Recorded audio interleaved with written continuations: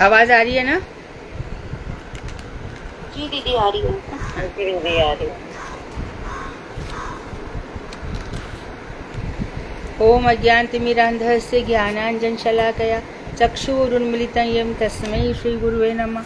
नमो महावदन्याय कृष्ण प्रेम प्रदायते कृष्णाय कृष्ण चैतन्य नामने गौरत्युषे नमः। हे कृष्ण करुणा सिंधु दीनबंधो जगतपते गोपेश गोपिका कांत राधा कांत नमोस्तुते। तप्त कांचन गौरांगी राधे वृंदावनेश्वरी वृषभानुसुते देवी प्रणमामि हरिप्रिये तवैवास्मि न जीवामि त्वया विना इति विज्ञाय राधे त्वं नय मां चरणान्तिकं गुरुवे गौरचन्द्राय राधिकाय तदालय कृष्णाय कृष्णभक्ताय तद्भक्ताय नमो नमः। वाञ्छाकल्पतरुभ्यश्च कृपा सिन्धुभ्येव च पतितानां पावनेभ्यो वैष्णवेभ्यो नमो नमः। श्री कृष्ण चैतन्य प्रभु नित्यानंद श्री अद्वैत गदाधर शिवासादि श्री गौर भक्त वृंद यम प्रभंजन तन्मरुमेतमपेत कृत्यम द्वीपायनो विरह कातराजुहाव पुत्रेति तन्मयता तर्वो विनेदु तम सर्वभूत हृदय मुनि मानतो अस्मि। हरे कृष्ण कृष्ण कृष्ण हरे हरे हरे राम राम राम हरे हरे। मैं सर्वप्रथम मध्य गुरु पाद्म पद्म परमाराध्यतम परिव्राजकाचार्य वर्य रूपानुगाचार्य वर्य परमाराध्यतम निद्रा प्रविष्ट ओम विष्णुपाद अष्टोत्तर शत श्रीमद भक्ति वेदांत श्री नारायण गोस्वामी महाराज परमहंस स्वामी मध्य शिक्षा गुरु पाद्म पद्म नित्य प्रविष्ट ओम विष्णुपाद अष्टोत्तर शत श्रीमद भक्ति वेदांत श्री वामन गोसाई महाराज के अभय चरणारविंद में अनंत कोटि दंडवत प्रणाम कर उनकी ऐति कृपा की वांछा करती हूँ। मैं ग्रंथ राजमणि श्रीमद भागवतात मरीचि माला हृदय रचयिता ओम विष्णुपाद सत्य श्री भक्ति विनोद ठाकुर के चरणारविंद में कोटि कोटि दंडवत प्रणाम कर उनकी ऐति कृपा की भिक्षा करती हूँ। मैं उपस्थित श्रोता मंडली वैष्णवी सभी के लिए यथा योग्य बंधन अभिवंदन दंडवत प्रणाम करती हूँ।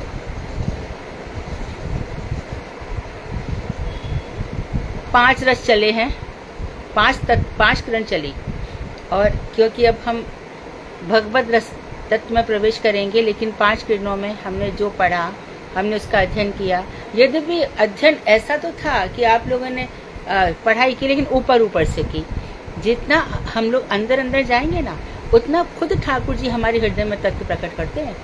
ऐसा नहीं है कि सुना जो हमने कहा, वहाँ से खुद से भी अर्थ आते हैं। यस्य देवे तथा गुरु। जितनी हमारी सच्ची श्रद्धा हमारी भगवान में है, जितनी उतनी हमारी गुरु जी के प्रति है और ग्रंथकार के प्रति भक्ति विनोद ठाकुर के प्रति है। देखो कैसे अर्थ आ जाते हैं। ये परिमाण की बात है, मात्रा कितनी क्वांटिटी में हम चलते हैं। तो निश्चित रूप से हम सब इतना तो जानते ही हैं कि किसी भी क्षण हमारा अंतिम क्षण हो सकता है, और जिंदगी में हजारों अरबों कोटि बार हम मर भी चुके हैं। कोई बड़ी जिसको ये समझ में आ जाता है ना कि हम मरने ही वाले हैं, बताऊं, उससे है ना तो कभी कोई पाप होता है, ना उससे कहीं कोई झगड़ा, काम, क्रोध, मद, लोभ, मोह, ईर्ष्या सब निकल जाते हैं। कि किसके लिए? ये शरीर तो रहेगा ही नहीं ना मेरा, इस शरीर के लिए क्या करने का है। तो फिर वो अंतर्मुखी हो जाता है कि मुझे पहले जो मेरी आत्मा है उसका ही मैं सोचूं, मैं क्यों ये सब करती रहूं, करता हूँ। ये उसके मन से अपने आप ही हट जाता है, वो एकदम सिमट जाता है। और लेकिन समट के वहाँ पर जब बढ़ता है ना भगवान की तरफ, तब उसके फिर स्तर बढ़ते चले जाते हैं। रुचि आसक्ति तक हो जाता है, फिर आसक्ति के मोड़ पर भी पहुंच जाता है। अरे भैया, मैंने भागवत में पढ़ा था भरत जी की कैसे उसमें आसक्ति हो गई। अरे मैंने भागवत में पढ़ा था पुरंजन कैसे स्त्री का चिंतन करते करते पुरंजन ही बन गया था। तो इस तरह से जब उसके मन में बहुत विचार आते हैं, तब वो और भी ज़्यादा शांत गंभीर हो जाता है। और गंभीर होने के बाद जब वो आत्ममनन करता है, विवेचन करता है, तब सच बता रही हूँ कि उससे कोई पाप, कोई अपराध हो नहीं सकता। वो सोचेगा ना, मैं व्यर्थ क्यों बोलूं, ये या कोई व्यक्ति है मेरे जीवन में, इसकी वजह से मैं कुछ बात करूं तो इस व्यक्ति की क्या क्या क्या इसकी औकात है जो मेरे हृदय में आके बैठे। मैं क्यों इसको अपने मन में बैठाऊं। मेरे मन में ठाकुर जी है ना, इसके साथ मैं किसी भी प्रकार से जुड़ूं, क्यों जुड़ूं, मेरा कोई कनेक्शन नहीं होगा। तो इस तरह से हमारे मन में, हमारे क्या, सभी का रास्ता ही ऐसा है, ये मार्ग ही ऐसा है, बहुत ही सुंदर, सत्यम शिवम सुंदरम, बहुत ही सत्य का मार्ग है, कल्याण का मार्ग है, और ये सुंदरता का मार्ग है। सुंदर मतलब हृदय की सुंदरता। यहाँ पर किसी से कॉम्पिटिशन नहीं होता। अपने अपने पथ पर चलो। कोई ये कहता है ना, अरे उनका तो बहुत अच्छा, अरे ये लेवल बताए हैं उनका, इसका मेरा नहीं है। तुम कितनी, भगवान कहते तुम जितनी श्रद्धा में मेरे पास आओगे, तो तुम भगवान को देख के आगे बढ़ रहे हो, किसको देख के आगे बढ़ रहे हो? अच्छा, ये कौन डिसाइड करेगा कि कौन आगे कौन पीछे?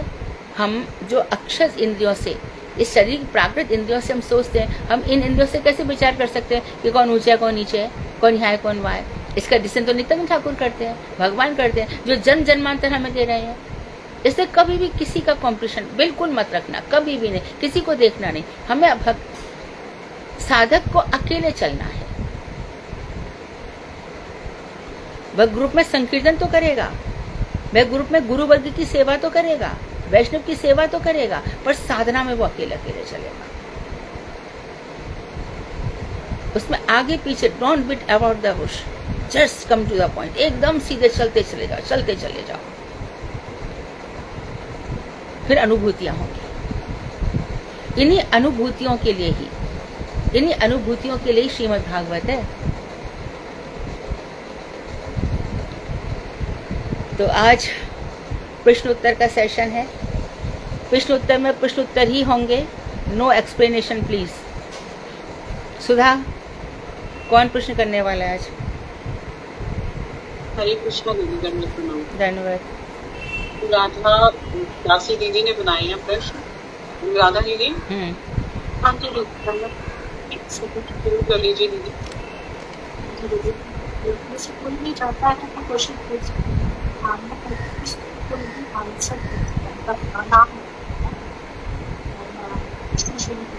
हरे कृष्णा दीदी, दंडवत प्रणाम दीदी। कौन से पेज से आज शुरू? क्वेश्चन पेज नंबर 94 है, श्लोक 33-34। अनुराधा, हमने तुमसे बहुत पोलाइट रिक्वेस्ट की थी कि एक माइक ले लो, तुम्हारी आवाज मुझ तक नहीं आती है। पेज नंबर क्या बोला? 5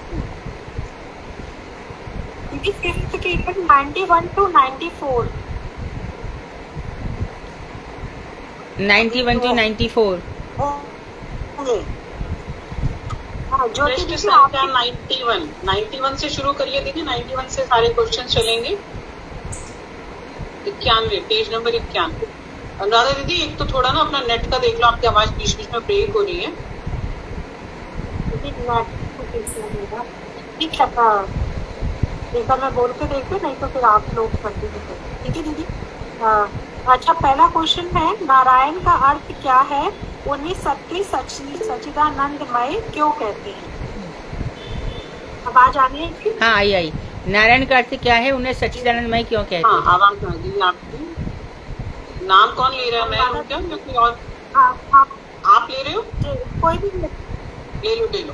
ठीक है दीदी, मैं ले लेती हूँ। आप ले लो, अपना नाम ले। अनुराधा दीदी, आप भी बोलिए। हरे कृष्णा, सबको दंडवत प्रणाम। वे सर्वनार जात जलधारी नर अर्थात परमात्मा से उत्पन्न मेद आदि 24 तत्व तथा उनसे उत्पन्न जल, जिनका अयन अर्थात आश्रय है, वही नारायण है। वे अपने श्वास होने के कारण ही सत्य सच्चिदानंद में है। उनमें भी आपकी जड़ माया का प्रवेश नहीं है। सच्चिदानंद में सत्य का क्या अर्थ है?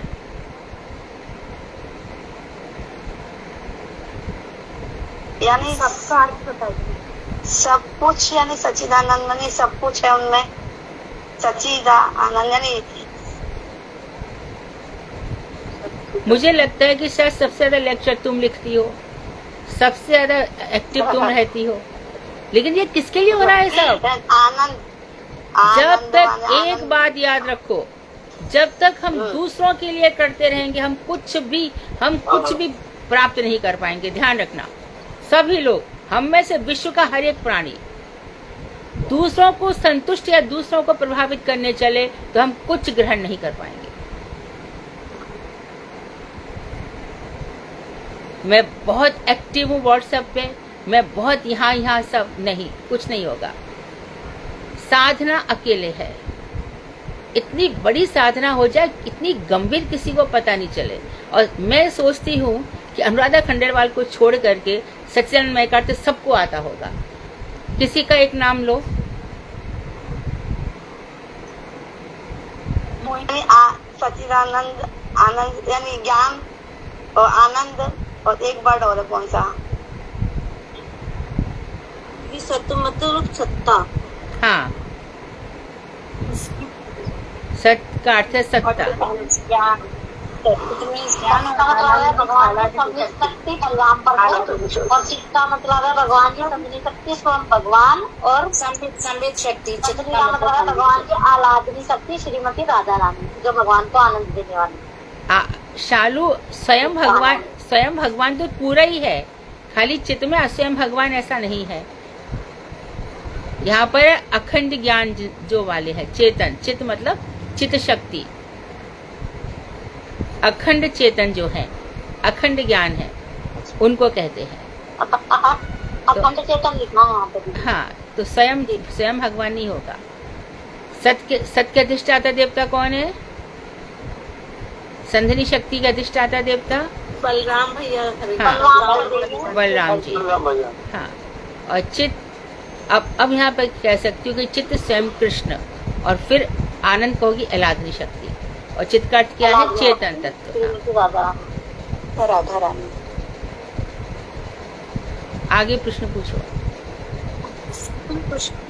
श्री कृष्ण क्या नाम है, सुधा दीदी का क्या नाम है, साधना दीदी और कोई भी हो जो भी बोलना चाहता है तो उनमें से प्लीज आप अनुराधा, किसी एक को बोलो नाम लेने को। तुम नाम और क्वेश्चन मत करो, किसी एक को बोलो नाम ले।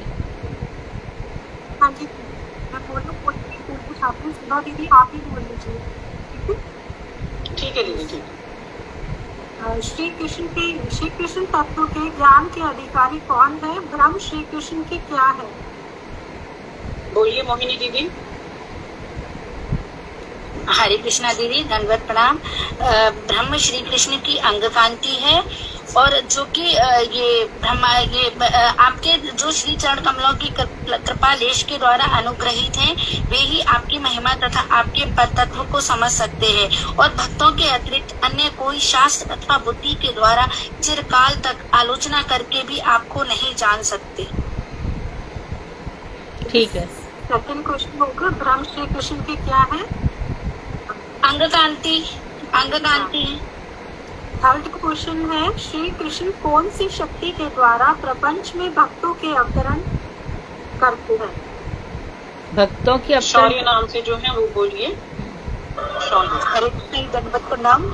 श्री कृष्ण ने अपनी अचिंत्य शक्ति के द्वारा इस प्रपंच में भक्तों के लिए सुख विधान के लिए अवतरण कराया है, तथापि वे परव्योम से अतीत तत्व है। शौर्य से जो है उनका नाम क्या है? शौर्य से जो बोल रही है उनका नाम क्या है? पूजा। परव्योम का क्या अर्थ है? परव्योम जहाँ भगवान विष्णु रहते हैं, लक्ष्मी के साथ बैकुंठ, परव्योम बैकुंठ। हाँ, परव्योम का दूसरा नाम बैकुंठ है। ठीक है। क्वेश्चन नंबर 4 है, जीवों के समस्त पाप कैसे दूर हो जाते हैं? ज्योति गुप्ता दीदी बोलिए।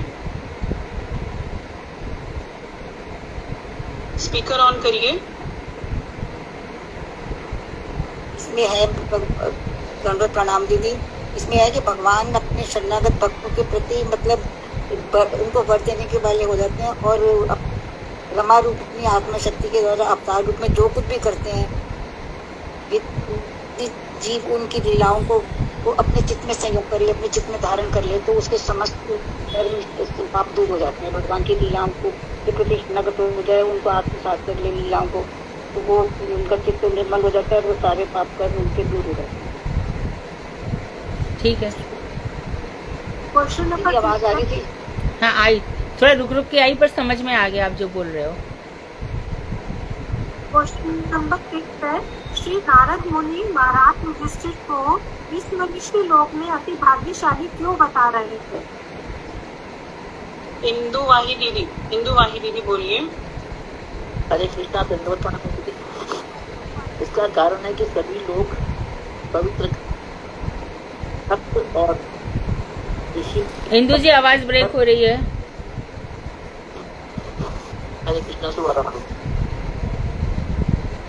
इसका कारण है कि सभी लोग पवित्रकारी भक्त और ऋषि मुनि समय समय पर हस्तिनापुर आया करते थे, क्योंकि नर रूप में भगवान श्री कृष्ण जो थे सदा ही उनके पांडवों के आतिथ्य को स्वीकार करते थे वहां पर, और दर्शन की अभिलाषा से उन संत जनों की वो हस्तिनापुर ले दर्शनों की जो अभिलाषा थी वो उन संत जनों को हस्तिनापुर में ले आया करते थे।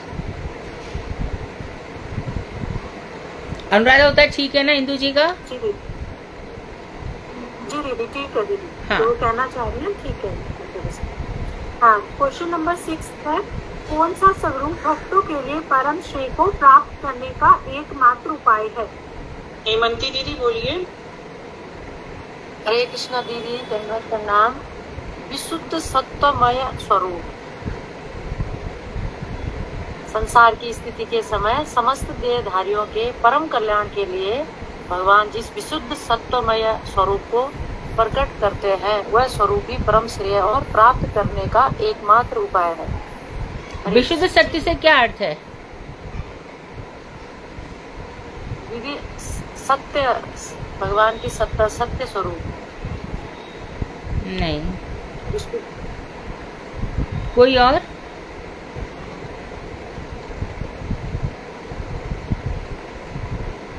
कृष्णा दीदी एकदम शुद्ध, उससे ज्यादा कुछ नहीं है।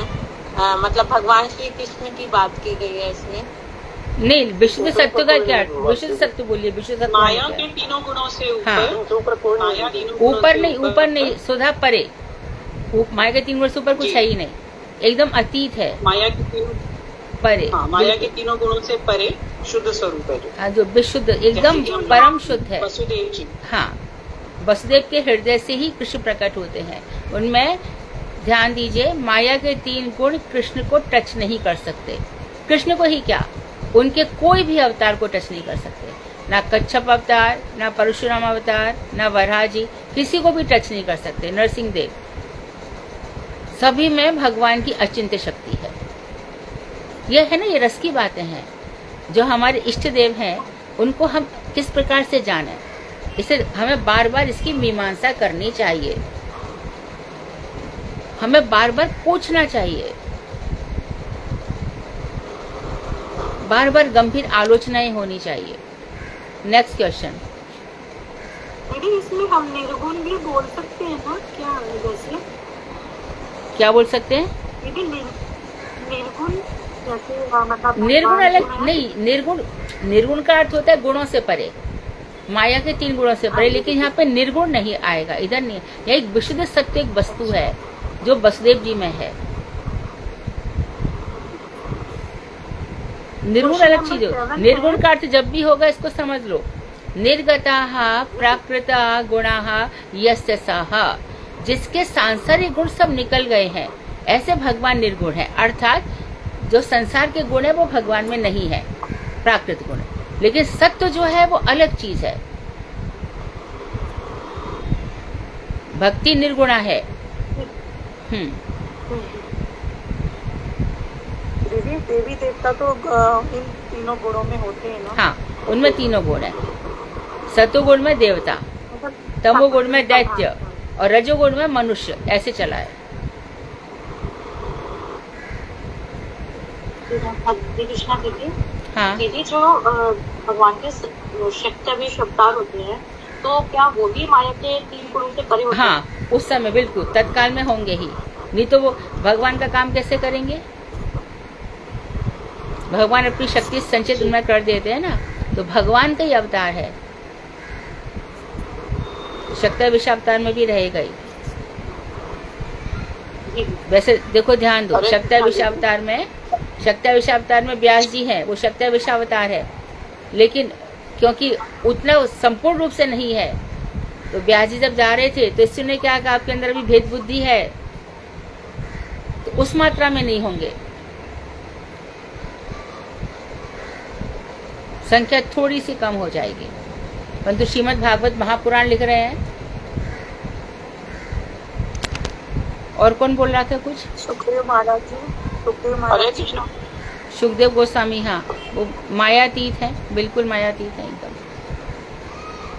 माया का उन पर अधिकार नहीं है, इसलिए वो अवधूत वेश में रहते हैं।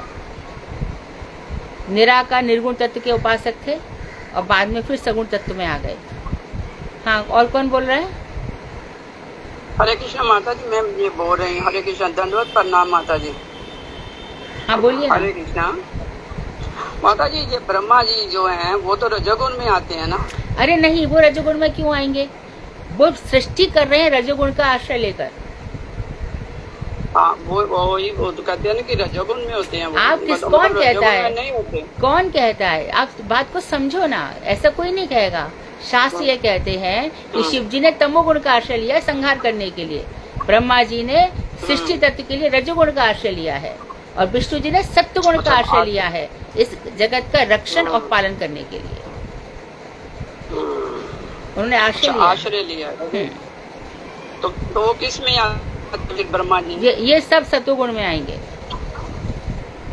सत्वगुण में आएंगे। सब देवता सत्वगुण में रहेंगे। ये रजोगुण का आश्रय। अच्छा, आश्रय लिया उन्होंने रजोगुण का। धन्यवाद आपका। अनुराधा बोलो।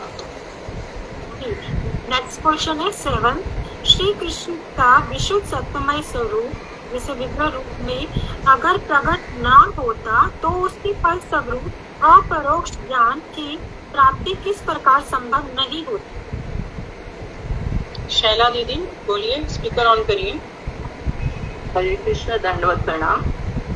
यदि भगवान कृष्ण का विशुद्ध सत्वमय स्वरूप प्रकटित नहीं होता तो उनके अर्चन से रहित होने के कारण उनमें अज्ञान तथा उसके फलस्वरूप अपरोक्ष ज्ञान की प्राप्ति संभव नहीं हो पाती।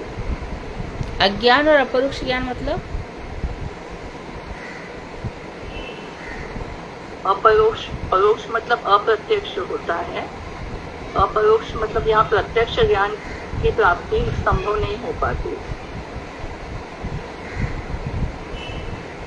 अनुराधा उत्तर ठीक है? होने के कारण अनुराधा उत्तर ठीक है? दीदी इसमें ये है, जीव अर्चन से रहित रहता तो उसमें अज्ञान रहता, और अज्ञान रहता तो वो अपरोक्ष ज्ञान की प्राप्ति नहीं कर पाता। और इसके लिए सबसे इम्पोर्टेंट दीदी ने उस दिन स्पेशल 4 पॉइंट्स बताए थे हमें। प्रत्यक्ष ज्ञान क्या है, परोक्ष ज्ञान क्या है, अपरोक्ष ज्ञान और साक्षात अपरोक्ष ज्ञान।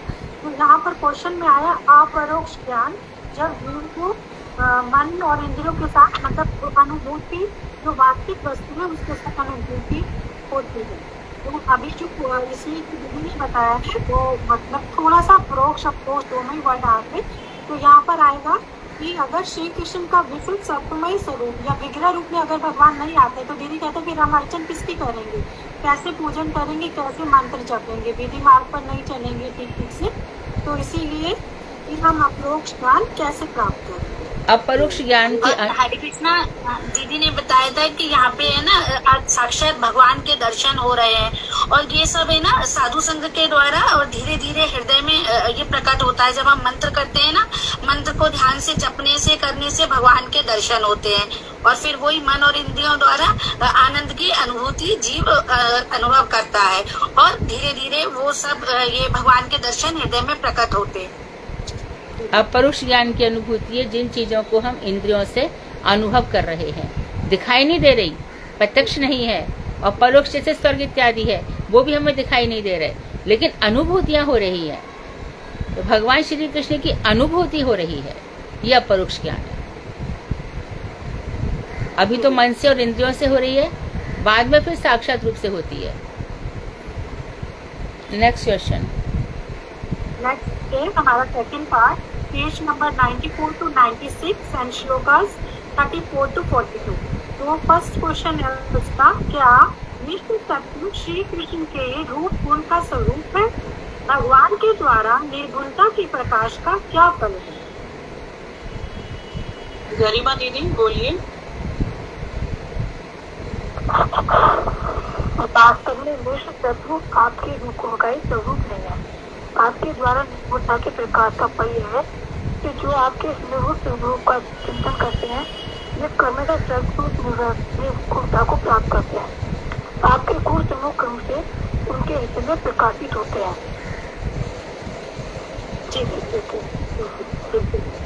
क्वेश्चन नंबर 2 है, भक्ति की मिश्र तत्व बता दीजिए एक बार, मिश्र तत्व बता दीजिए दीदी।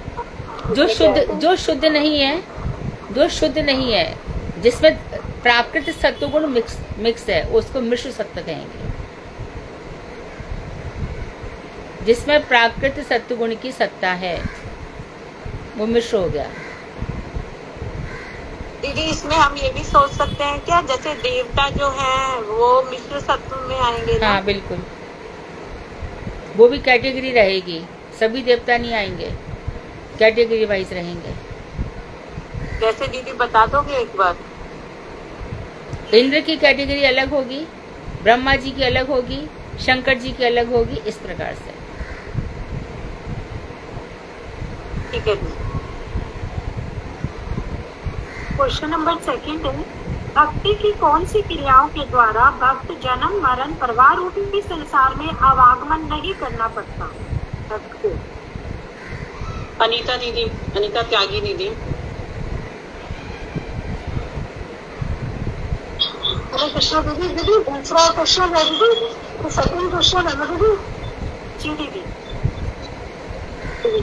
श्री भगवान के मंगल में नाम तथा रूप के श्रवण उच्चारण कीर्तन स्मरण और चिंतन रूप उपासनात्मक क्रियाओं के द्वारा जो आपके श्री चरण कमलों में अपने चित्त को आविष्ट कर देता है, उसे भक्त का जड़ जगत से कोई संबंध नहीं रह सकता, अर्थात उसे पुनः इस जन्म मरण प्रवाह रूपी संसार में आना जाना नहीं पड़ता। क्वेश्चन नंबर 3, श्री कृष्ण ने ऐसा क्या देखकर नर नारीगण परम आनंदित होते थे? सत्यवती खंडेलवाल दीदी, आप बोलिए प्लीज।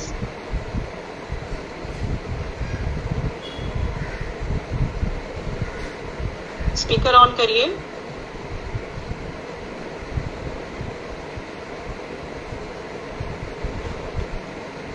विनीता दीदी आप बोलिए, विनीता त्यागी दीदी।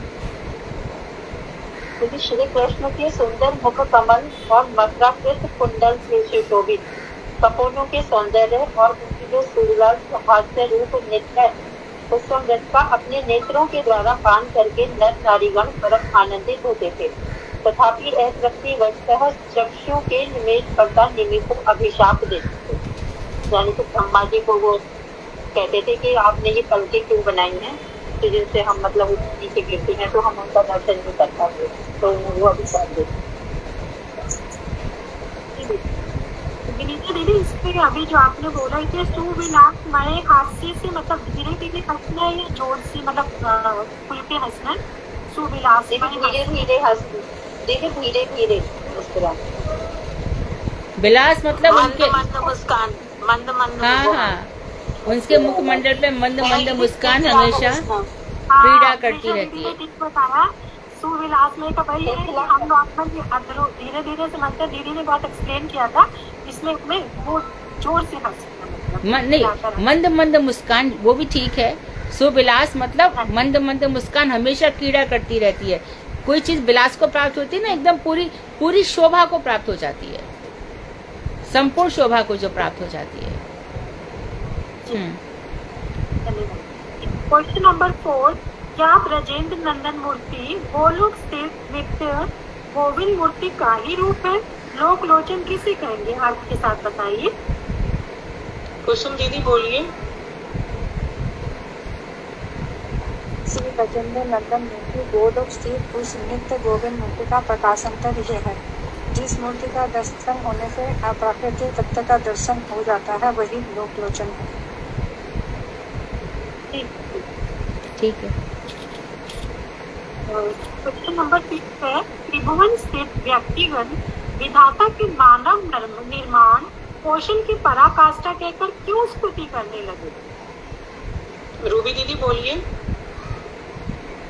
हरे कृष्णा दीदी, त्रिभुवन स्थित व्यक्तिगण धर्म पुत्र युधिष्ठिर महाराज के राज सूर्य यज्ञ में जीवों के नेत्रों के उत्कट स्वरूप मंगलमय कृष्ण के रूप को देखकर विधाता के मानकर निर्माण कौशल्य की पराकाष्ठा कहकर स्तुति करने लगे। क्वेश्चन नंबर 6 है, किसके फल स्वरूप ब्रज स्त्रियां जड़ पुतलियों की भांति खड़ी हो जाती हैं? प्रेमा दीदी बोलिए। आपने हैंड रेज किया हुआ, बोलिए। राधिका दासी दीदी आप बोलिए। हरे कृष्णा, धन्यवाद दीदी।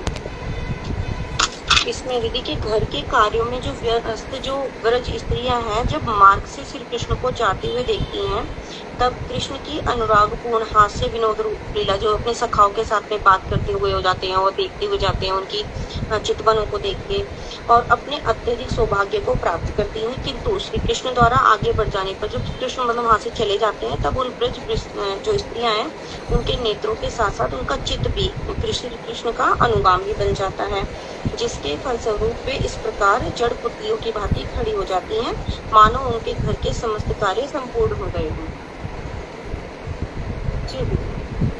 क्वेश्चन नंबर 7 है, चित्त राज्य लक्ष्मी में कौन कौन प्रवेश करता है या क्या क्या आएगा चित्त राज्य लक्ष्मी में? ललिता देवी दासी दीदी आप बोलेंगे? निशा दीदी आप बोलिए। हरे अच्छा बोलिए बोलिए बोलिए। मेरे को नहीं पता आंसर दीदी, कोई बात नहीं, निशा दीदी आप बोलिए। दीदी चित्त राज्य लक्ष्मी और इसके अंतर्गत आता है भक्त, शक्ति, लीला, ऐश्वर्य और माधुर्य आदि रूपी चित्त शक्ति की संपत्ति द्वारा सेवित और तथा पूर्ण काम होती है चित्त राज्य लक्ष्मी। जी, तो इस तरीके से इसमें 5 आ गए। और क्वेश्चन अब हमारा नेक्स्ट है 3rd part, page number 97 to 99, shloka from 43 to 50।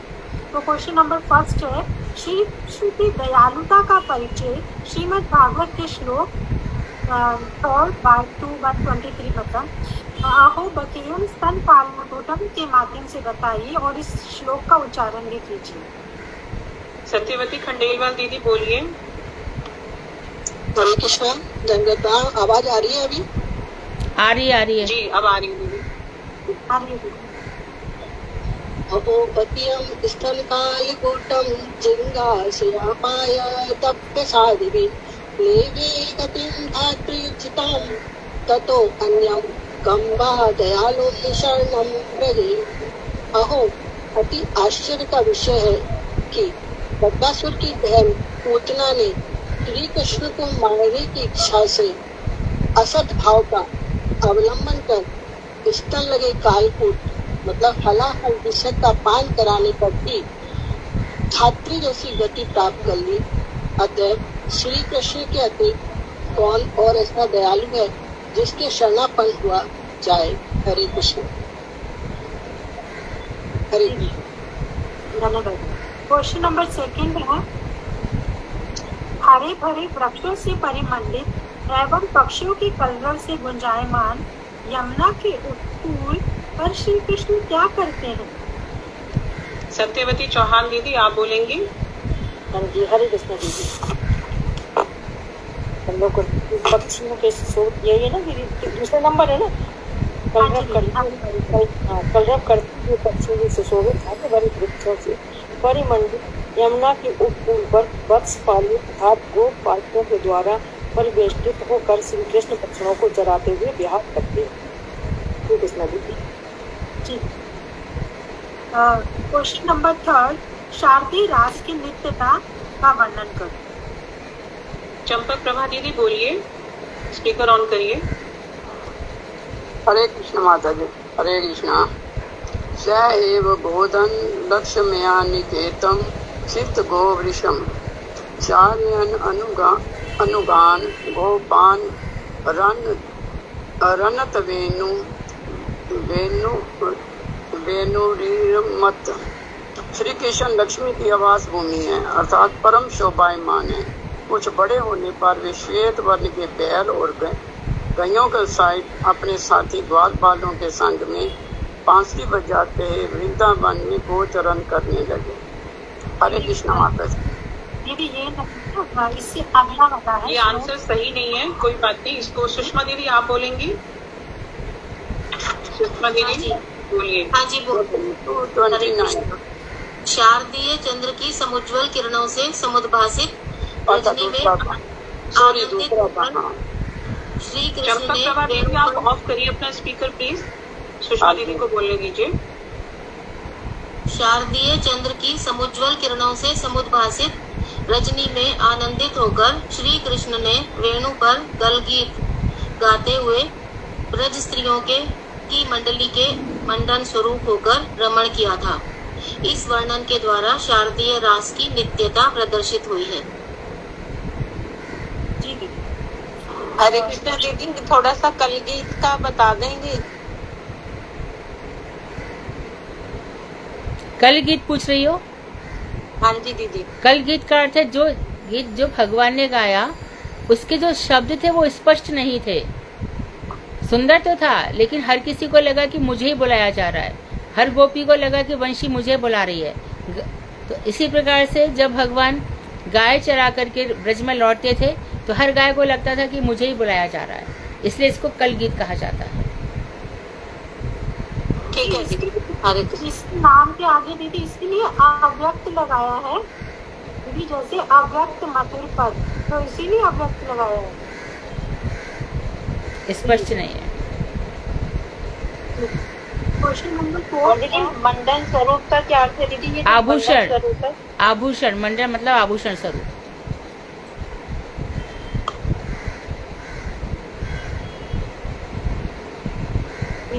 Question number 4 है, श्री भगवान के नित्य लीलागत नामों की नित्यता के विषय में गर्ग मुनि ने महाराज नंद से क्या कहा? शालू दीदी बोलिए आप।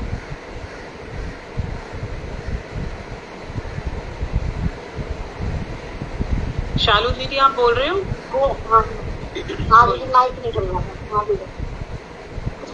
गर्ग मुनि ने कहा, हे नंद, आपका पुत्र प्रत्येक युग में अंकुरित होता है।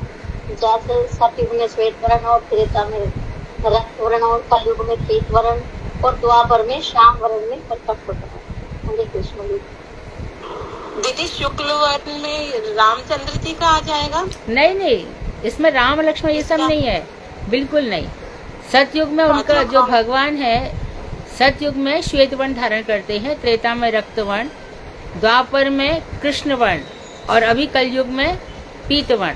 तो कलयुग में पीत वर्ण तो दिखता ही है चैतन्य महाप्रभु के रूप में, लेकिन रहेंगे कृष्णी, लेकिन वो ऐसे रंग वाले होंगे। यस यस यस, ये कंफर्म नहीं था। Thank you.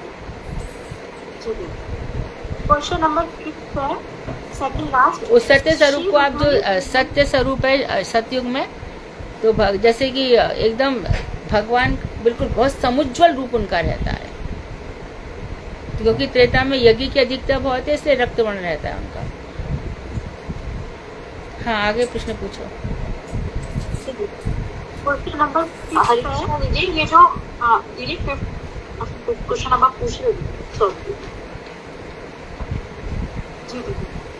श्री रुक्मणी जी ने श्री कृष्ण को पत्र लिखकर क्या बताया, क्या कहा? रेवती दासी दीदी बोलिए। रेवती दीदी। हरे कृष्ण। श्री रुक्मणी ने पत्र में लिखा था, हे भुवन सुंदर, हे जिनमें श्रवण शक्ति है, उनके कर्म पूर्व में आपके गुण प्रविष्ट होकर समस्त पाप का विनाश कर डालते हैं। जिनमें दर्शन शक्ति है, वे आंखों द्वारा आपके रूप का दर्शन कर अक्षर अर्थ लाभ अर्थात आपकी समस्त कामनाओं को पूर्ण करते हैं। आपके रूप गुणों को श्रवण करके मेरा चित्त भी निर्लज होकर आपने प्रविष्ट अर्थात अविष्ट हो गया है। और इस तरह से हम सबका पत्र भी भगवान कृष्ण के पास पहुंच गया। लेकिन हमें रुक्मणी जी के अनुगत्य में नहीं, हमें किशोरी जी के अनुगत्य में ही रहना है। क्वेश्चन नंबर 6 और लास्ट, सबसे नीचे, महत्तम व्यक्तियों के एकमात्र आश्रय कौन है? बहुत इम्पोर्टेंट है। सुदेवी दासी दीदी हाँ बोलिए। हरे कृष्णा दीदी। महत्तम व्यक्तियों के आप बोलिए। ये आप हो? नहीं कोई और भी है यहाँ पे सुदेवी दासी दीदी। एक मिनट साधना दीदी, कोई और भी है सुदेवी दासी दीदी के नाम से? आप बोलेंगी। हरे कृष्णा। अरे ये तो आप संतोष दीदी से पूछ लो, बहुत इजी है। कोई बात है, सुदेवी दासी दीदी को बोलने दीजिए, फिर उनसे पूछते हैं। बोलिए दीदी। हाँ जी दीदी, महत्तम व्यक्तियों के एकमात्र आश्रय श्री कृष्ण जी हैं, उनकी कथा सुनकर कौन तृप्त हो सकता है। अर्थात जितना सुनते जाते हैं उतना ही सुनने का अधिक आग्रह बढ़ता जाता है। ब्रह्मा शिवादि योगेश्वर गण भी अगुण स्वरूप निर्गुण श्री कृष्ण के गुणों का गान करते करते उनकी था नहीं पाते हैं। धन्यवाद। बहुत अच्छा उत्तर दिया है आप सुदेवी रोहिणी ने। से हो दीदी? आप रोहिणी से हो? मैं रोहतक से हूँ। मेरे लिए आपने श्रीमद ये भागवत माला भिजवाई थी। बहुत बहुत धन्यवाद दीदी के चरणों में प्रणाम। बहुत अच्छे से पढ़ रही हैं सुदेवी आप। ये दोनों ही सुदेवी अच्छा है, साधना वाली सुदेवी, साधना ये भी। हाँ, बहुत सभी आप सभी लोग बहुत हाँ बहुत अच्छा कर रहे हो भाई। श्रीमद् भागवत की कृपा बरस रही है सबके ऊपर। इन्हीं भावों के साथ पढ़ो। दीदी मैं भी सुदेवी हूँ, सुदेवी दासी। हाँ मैं वही कह रही हूँ। तीन सुदेवी दासी थी हमारे। मैं भी सुदेवी दीदी कई बार मेरे दिमाग में एक प्रश्न आता है, आपका टाइम तो मैं ले रही हूँ, कि हमारे गुरु वर्ग ने हमें इतने बड़े बड़े इतने ऊंचे ऊंचे नाम दे दिए, हमारे को कल्पनाओं में उड़वा दिया। हम शायद वहाँ तक पहुँच, मतलब हमारा प्रयास उतना नहीं है। सुनो एक बात ध्यान दो, जिस समय दीक्षा हो जाती है ना उस समय हम भगवान के दास बन जाते हैं। फिर हम संसार की दृष्टि से हमें नहीं देखना चाहिए। हम संसार की दृष्टि हटा दो। इस समय गुरुजी ने हमें सुदेवी दासी बनाया है, मतलब राधा जी की जो अष्ट सखियां हैं वहाँ की दासी, जिससे उनका नित्य चिंतन हमें बना रहे। फिर हम ये नहीं सोचेंगे हम जगत के हैं, इस जगत के सोचेंगे तुम कुछ भी नहीं कर पाएंगे। हम उस जगत के हो गए। अब दीक्षा काल करे आत्मसम, दीक्षा के समय ही भगवान अपने समान बना लेते हैं। इस बात को समझो। इस समय संसार की दृष्टि से मत समझो अपने को। मतलब नहीं पता, ललिता विशाखा अष्ट सखियां पता है, सुदेवी का नहीं पता। सुदेवी रंग देवी भी तो है ना अष्ट सखियों में। जी दीदी हाँ। ये जुड़वा बहनें थी, ये जुड़वा थी दोनों। सुदेवी रंग देवी जुड़वा बहनें हैं। यमज है ये। दीदी मेरा तो दिल कई बार इस बात को सोच के बहुत दुखी होता है कि मैं नहीं कर पा रही हूँ। तुम बहुत ज्यादा परेशान हो जाती हूँ। तुम स्थूल शरीर से सोच रही हो ना, इसके लिए तुम स्थूल शरीर से मत सोचो। अधोक्षर प्राकृत अप्राकृत वस्तु नहीं, प्राकृत गोचर। तुम अपनी इंद्रियों के वश में रहोगी तो नहीं सोच पाओगी। अपने को भजन के हवाले कर दो। पूरा की पूरा भजन है, तो जब भजन तुम्हारे चित्त पर सवार हो जाएगा ना, तब ये सब चीजें निकल जाएंगी। भजन की अप्राकृत अपरोक्ष ज्ञान की अनुभूति तुम्हें होगी। संसार की दृष्टि से मत सोचो। संसार में देखो, कोई तन दुखी, कोई मन दुखी, कोई धन बिन रहत उदास, थोड़े थोड़े सब दुखी, सुखी कृष्ण के दास। यहाँ पे हर कोई, यहाँ कांटों में जीना है। यहाँ पर सुख नहीं है। सब चीजों से दुखी नहीं हो रही, पर मुझे ये लग रहा है कि मैं कर नहीं पा रही हूँ जितना मुझे करना चाहिए। नहीं, ये गलत बात है, ये गलत बात है। हम कितना ऐसा थोड़ी है, हम कर नहीं पाएंगे तो क्या हमारा संसार छूट करके राधा कुंड के किनारे बैठ जाएंगे क्या?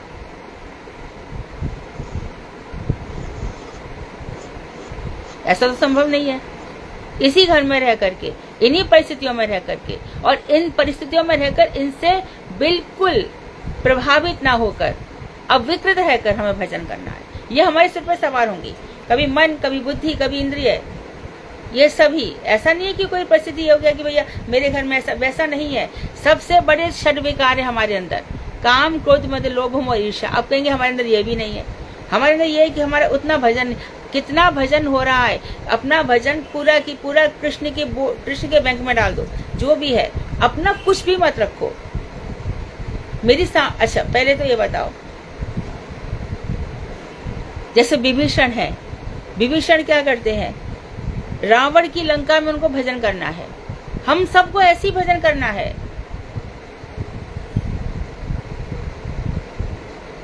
उन्हें राम लिखा है, और विभीषण ने रावण को मूर्ख बनाया कि रात से तुम हो, माँ से मंदोदरी भाभी है। तो अपने हृदय को पूरा की पूरा श्री कृष्ण के अंदर, तो भगवान ने स्वयं कहा है, अर्जुन को भगवान ने क्यों फेवर किया? दुर्योधन इत्यादि अर्जुन के अपराधी हैं। भगवान कह रहे हैं कि जो मेरे भक्त हैं, इन मेरे भक्तों को कितना कष्ट दे रहा है, तेरे को सुई की नोक के बराबर भी जमीन नहीं दूंगा। अर्जुन कहाँ कह रहे कि भगवान मैंने तो इतना भजन नहीं किया, मैंने ये सब नहीं किया। कृपा वहां से आई ना। और भगवान ने दो जनों को बहुत प्रेम किया है, या तो उद्धव जी को या फिर अर्जुन को, क्योंकि इनको अपना ज्ञान बताया। हर बात में कहा है क्योंकि तू मुझे प्रिय है इसलिए मैं तुझे ये बता रहा हूँ। उद्धव जी को भी कहा कि मेरी बख्शिशायनी लक्ष्मी भी मुझे इतनी प्रिय नहीं है, मेरे भैया बलदेव भी मुझे इतने प्रिय नहीं है जितने कि तुम मुझे प्रिय हो, इसलिए मैं तुम्हें ये ज्ञान दे रहा हूँ। तो जिस समय हमें गुरुदेव ने ज्ञान दे दिया, जिस समय ये मंत्रों की बरसात हमारे ऊपर हो रही है, उसी समय हमें धन्य हो जाना चाहिए, उसमें पूरा की पूरा भीग जाना चाहिए। फिर चारों तरफ क्या हो रहा है ऐसा कभी नहीं, मेरा तो ऐसा नहीं हो रहा, मेरा तो वैसा नहीं हो रहा, क्या ऐसा नहीं हो रहा, हमें क्या पता। करोड़ों जन्मों से हमारा मन तैयार है, जाने कैसा कैसा। अब उस मन को हटाने का जितनी ज्यादा हमारा आवेश होगा उतना हो जाएगा। हम सबका, सभी का वैसा ही है। अब हम उस स्थिति में तो है नहीं। अभी देखो, जैसे ये समझ लो ना, हमारे यहाँ पे चौपाटी पे मंदिर है राधानाथ जी का। राधानाथ विदेश से आए थे, उनको वीजा भी नहीं मिल रहा था, बड़े कष्ट हो रहे थे। और शिकागो में, हाँ शिकागो में बहुत गाय काटी जाती है, उनका हृदय दुखी होता था। वो पत्र लिखा करते थे, मुझे इंडिया बुला लो, मैं गायों की रक्षा करूंगा, मैं ये करूंगा वो करूंगा। तो कभी कभी कोई मन था जो भगवान ने उन्हें वहां जन्म दिया।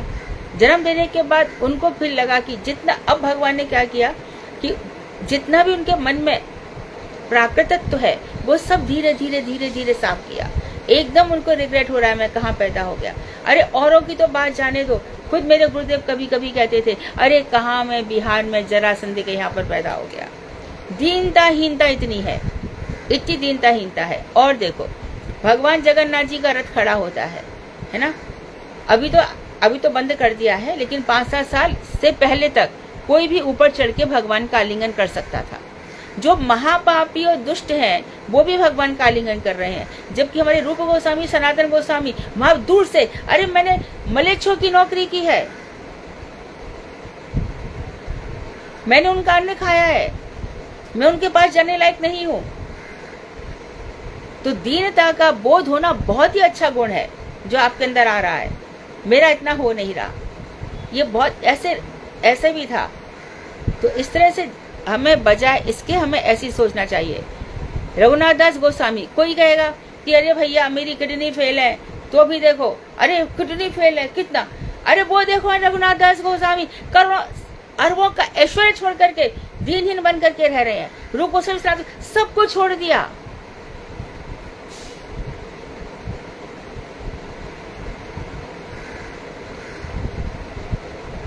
तो जो जहां पर जिस भी स्थिति में है, चाहे वो मुनि की स्थिति में है, चाहे एकदम घोरतम गृहस्थ में रह रहा है, सभी को अपने अपने स्थान से भजन करना चाहिए और भजन की आलोचना करनी चाहिए। बहुत अच्छा दैन्य भाव है कि मेरा नहीं हो रहा, परंतु निराश नहीं होना चाहिए। इसी में आगे बढ़ना, इसी में बहुत ऊपर उठना है, क्योंकि मंत्रों में शक्ति बहुत है। कहीं ऐसा ना हो कि मंत्र की अवहेलना हो जाए, कहीं ऐसा ना हो गुरु जी की अवहेलना हो जाए। मुझे भजन करना है इसी स्थिति में रह करके। मैं तुम्हें एक उदाहरण देती हूँ, लाइव एग्जाम्पल। मैं भागवतक मरीची माला पे काम कर रही थी, ठीक है। उसी समय जिस बिल्डिंग में हम रह रहे थे, उसी में महाडा वाले बिल्डिंग को तोड़ने आ गए रात को ही, और मुझे पता भी नहीं था कि बिल्डिंग तोड़ी जाएगी। बोले आप उतरिए, आपकी बिल्डिंग डिमोलिश होने वाली है। क्योंकि यहाँ बम्बई में क्या होता है, 30-35 वर्ष पुरानी बिल्डिंग होती है, उनको तोड़ दिया जाता है, जिससे कोई मरे नहीं, उसके पहले निकाल। हमें पता ही नहीं था कि ऐसे निकलना होगा। तो हम नीचे खड़े थे, हम क्या करें। मैं, चारू, राधिका तीनों ही खड़े थे नीचे। उस समय वहां से कोई एक MLA आ गए थे। ठीक 12 बजे की बात है। आप लोग यहाँ क्यों खड़े हैं? कि हमें बताया गया कल, और बोले अभी बिल्डिंग किसी में टूट सकती है। बोले अभी तो आप लोग रहो, सुबह ऑफिस आओ हमारे, तब हम व्यवस्था करते हैं। और मैं पूरी रात मरीची माला पे अनुवाद कर रही थी। हर परिस्थिति में हमें भजन करना है।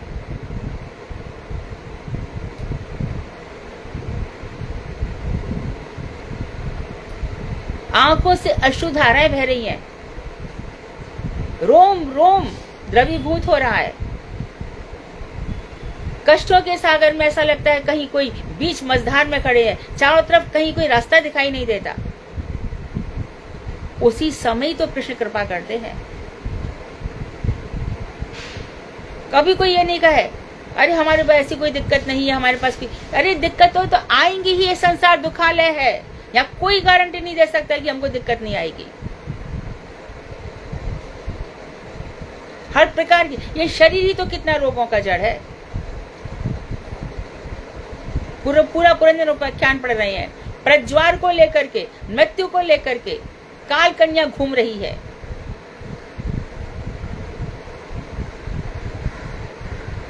तो भी हम लोगों पर इतनी कृपा है ठाकुर जी की, गुरु वर्ग की, वैष्णवों की।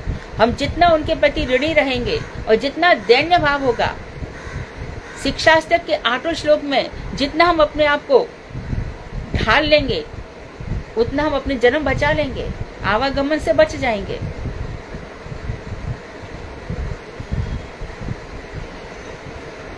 ये बात तो निश्चित है कि उनको समझना आसान नहीं है, लेकिन समझना है। उनको पाना आसान नहीं है, फिर भी पाना है। ये शास्त्र हमारे लिए तो बनाए गए हैं।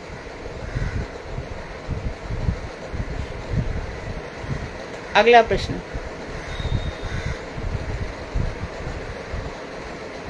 दीदी प्रश्न पूरे हो गए हैं। 20 प्रश्न थे, 20, और उसमें से सब स्पीकर्स ने भी आंसर दिए, बहुत अच्छे उत्तर दिए। ये जो सभा है ना, ये जो शौनक आदि ऋषियों की सभा थी ना, सब बड़े पारंगत थे। तो सब यहाँ पर बैठे हुए हैं। भगवान तुम सबका कल्याण करें। और भागवतक मरीचि माला, भक्ति विनोद ठाकुर, बड़ी कृपा चल रही है। जैव धर्म से चले, चैतन्य शिक्षामृत पर आए, और उसके बाद उन्हीं का मरीचि माला ग्रंथ पढ़ रहे हैं, जो खुद ललिता सखी उनको आदेश दे रही है, उनको प्रेरित कर रही है।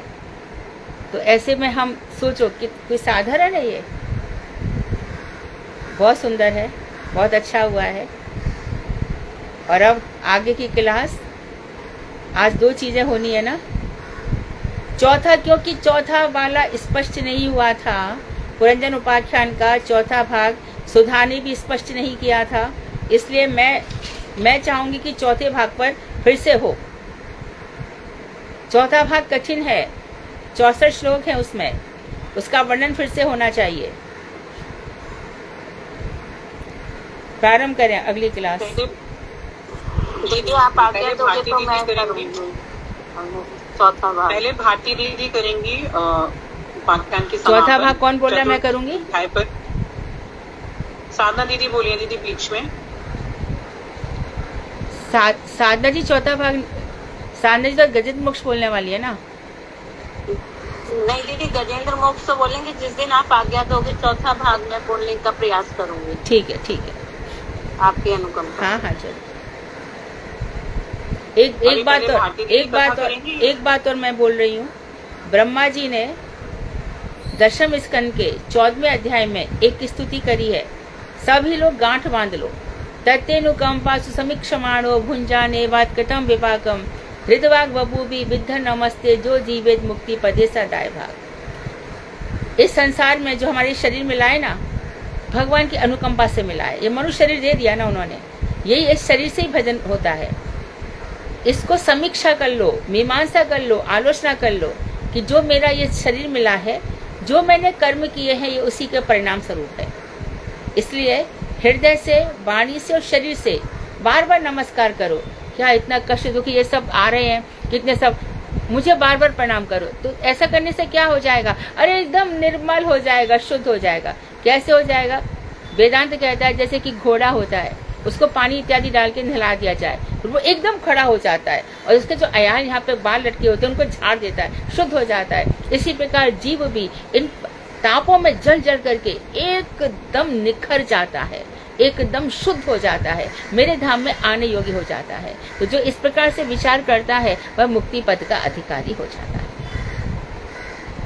अर्थात भगवान का भक्त बन जाता है। इतना ध्यान रखना, हर चीज में जो भी है तेरी मर्जी, तेरी मर्जी। और हमको क्या फर्क है, जो भी मेरे सुख दुख है वो मेरे शरीर के हैं, आत्मा तो प्रकाशवान है।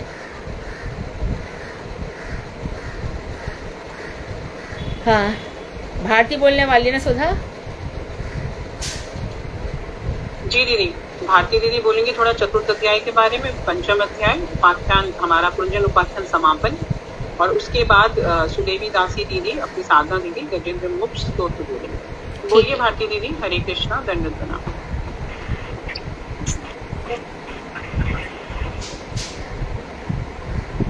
आवाज ठीक आ रही है? हाँ, थोड़ा और जोर से बोलो। तुम्हारी आवाज पहले ज्यादा अच्छी आती थी, आजकल कम धीमी हो गई है। पता नहीं, ये स्पीकर ही मेरा ऐसा खराब हो गया। नमो श्री पादाय गुरु श्री करुणाकरणे श्री भक्ति वेदांत तीर्थ गोस्वामी इति नामिने श्री वामन मनन कृपा धन्य महात्मने रूपं उत्तमं सह गुरुदेव नमः। श्रील गुरुदेव, श्रील गुरुदेव, वैष्णव परम पूजनीय मधु दीदी के चरणों में बारंबार प्रणाम। सभी को मेरा, सभी वैष्णव को मेरा योगी दंडवत प्रणाम। भाग्य तुम्हारे, तुम गोपी के किसी और का माइक नहीं ले सकती हो क्या? ये सॉरी, मोबाइल। वो तो दीदी फिर उसमें टाइम लग जाएगा। आ नहीं रही आवाज ठीक से? बहुत कम आ रही है आवाज। तो आ रही दीदी, आपका कूलर ये कुछ तो चल रहा है जिससे वो ब्रेक ले रही है आवाज। कृष्णा दीदी पेज नंबर बोल दे। हाँ जी, अभी ठीक आ रही है? कूलर बंद कर दो। हाँ जी, बंद कर दिया दीदी। हाँ, अभी ठीक है, अब ठीक है दीदी। अब बोलो। अब ठीक आ रही है? बढ़िया बढ़िया बढ़िया। स्कंद 4 अध्याय 25 से 29। पेज नंबर किसी ने खोला हुआ तो प्लीज बता देंगे पेज नंबर। ये पंखा बंद करना। 1109 पेज नंबर है दीदी। ठीक है, अभी थोड़ा सा जो पहले दीदी ने आदेश किया था कि थोड़ा सा सार एक बार फिर से बताइए। ये निशा दीदी ने गलत बोला है, पेज नंबर है 1108, चतुर्थ स्कंद 29वां अध्याय। बोलिए। हाँ जी, जैसा कि हम जानते हैं कि स्वयंभू मनु और शत्रुपा के वंश में बरिशत नाम के असाधारण और भाग्यवान राजा हुए। उनकी समुद्र कन्या शतद्रुति से उनका विवाह हुआ और उनके 10 पुत्र हुए जो प्रचेतास कहलाए। प्राचीन बरही ने उन्हें प्रजा सृष्टि का आदेश दिया, किंतु वो पहले तप करने चले गए और मार्ग में उन्हें रुद्रदेव ने भगवत स्तोत्र का उपदेश दिया और फिर उन्होंने जल में ही खड़े रहकर 10,000 वर्ष तक तपस्या की। इस उपदेश को किस नाम से जाना जाता है? प्रचेताओं को जो रुद्र ने उपदेश दिया उसको किस नाम से कहते हैं? ये रुद्र गीत है। रुद्र गीता। तानी गीत, खाली गीता नहीं। अब वो तो उनके जो पुत्र थे प्रचेतास, वो तपस्या करने चले गए और इधर प्राचीन बरही थे, वो कर्म कांड करने में लग गए, क्योंकि उनकी कर्म कांड के कार्यों में बहुत आसक्ति हो गई थी। कर्म कांड हम क्यों करते हैं? अपनी अभिलषित वस्तुओं की प्राप्ति के लिए, अपनी कामनाओं की पूर्ति के लिए। ऐसे ही उन्होंने अपनी कामनाओं की पूर्ति के लिए इतने यज्ञ किए कि सारी धरती जो थी वो उनके कुशा के आसनों से ही ढक गई। तो नारद जी ने उनकी दशा देखी। नारद जी को उन पर दया आ गई, तो उन्होंने प्राचीन बरही को उपदेश दिया। उन्होंने कहा कि ये आत्म तत्व तो जानता ही नहीं है, तो ये भगवत तत्व को कैसे जानेगा? इसका जीवन तो यूं ही चला जाएगा। जैसे कि हमारे गुरु वर्ग हम पे कृपा करते हैं, ऐसी नारद जी ने उन पर कृपा की और उनको समझाने के लिए उन्होंने एक प्राचीन पुरंजन उपाख्यान उनको सुनाया। वो उपाख्यान क्या था कि पुरंजन नाम का जो था वो महायशस्वी एक राजा था। पुरंजन नाम का राजा था। वह बहुत ही कामासक्त भोगी था और वो भोग की वस्तुओं को ढूंढते ढूंढते भारतवर्ष में आया। वहां उसने 9 द्वारों से युक्त और समस्त लक्षणों से संपन्न एक पुर को देखा, यानी एक नगर को देखा, और फिर उसमें उसने प्रवेश किया। वहां पर उसे बहुत सुंदर सुंदर बाग, उपवन, सरोवर वगैरह दिखाई दिए, और वहीं पे उसे एक सुंदर कन्या घूमती हुई दिखाई दी। तो वो उसके पास गया। दोनों ने एक दूसरे को देखा। बीच में उसने अविज्ञात नाम के सखा जो परमात्मा थे उनको भुला बैठा था। आगे दोनों ने एक दूसरे को अपना अपना परिचय दिया। पुरंजन ने कहा, एक मैं वीर पुरुष हूँ, और उस सुंदरी ने कहा कि मैं तो जानती नहीं मेरे माता पिता कौन हैं, मेरा गोत्र क्या है, और ये सब जो हैं वो मेरे सखे सखियां हैं, और ये सर्प जो है वो मेरी रक्षा करता है। फिर दोनों ने एक दूसरे से बातचीत की और एक दूसरे पर वो मोहित हो गए और उन्होंने विवाह कर लिया, और 100 वर्ष तक इसी 9 द्वारों वाली पुरी में निवास किया और भोग किया। वो पत्नी में इतना आसक्त हो गया कि उसकी पत्नी जो कहती थी वो वैसा ही करता था, ताकि वो प्रसन्न रह सके। फिर एक बार वो हाथ में धनुष लेकर रथ पे सवार होकर वन में शिकार खेलने गया। वहां उसने आसुरी वृत्ति को अपनाकर वन के निर्दोष जंगली जानवरों का खूब शिकार किया। इसके बाद महल लौट कर आया, थक गया था, स्नान वगैरह किया, खाया पिया, और कुछ आराम करने के बाद फिर काम से पीड़ित होकर अपनी पत्नी पुरंजनी के पास गया तो उसने देखा उसकी पत्नी तो जमीन पर लेटी हुई है। वो उसको देखकर बहुत व्याकुल हो गया कि अरे इसे क्या हुआ। फिर उसने उसको प्रसन्न करने के लिए, मनाने के लिए तरह तरह के उपाय किए। फिर वो प्रसन्न हो गई और सज धज कर पुरंजन के पास आई, और पुरंजन ने उसे भोग के लिए ग्रहण किया। अब तक हम यही देख रहे हैं कि जो पुरंजन था उसको भोग के अलावा कुछ सूझता ही नहीं है। उसे लगता था कि पत्नी का संग ही जीवन का परम पुरुषार्थ है, और इस पुरुषार्थ के फल स्वरूप उसके 1100 पुत्र और 110 कन्याएं हुई। उसने उचित समय पर सब संतानों के विवाह इत्यादि कर दिए। भारतीय पुरुषार्थ के फलस्वरूप नहीं था, उसकी काम वासना के फलस्वरूप है। ये पुरुषार्थ क्या है इसमें? आगे चलो। हाँ जी। फिर उसने उचित समय पर अभी सब संतानों का विवाह इत्यादि कर दिया, और फिर उसके प्रत्येक पुत्र ने 100 पुत्र उत्पन्न किए, और उसके बढ़ते वंश से समस्त पांचाल राज्य भर गया। इतना समय बीत गया और पुरंजन को पता ही नहीं चला कि उसकी वृद्धावस्था आ गई। चंडवेग की बेटी यानी जरा वृद्धावस्था अपने लिए योग्य पति को ढूंढती हुई वहां पर आई। नारद जी के आदेश से वह भय नामक यवनेश्वर के पास आ गई। क्योंकि वो नारद जी से पहले मिली थी, तो नारद जी को भी उसने बोला था पति के रूप में वर्ण करने के लिए, तो नारद जी ने मना किया। तो उसने नारद जी को भी शाप दे दिया था कि तुम एक जगह पर ठहर नहीं पाओगे। तो नारद जी ने कहा कि तुम यवनेश्वर के पास जाओ।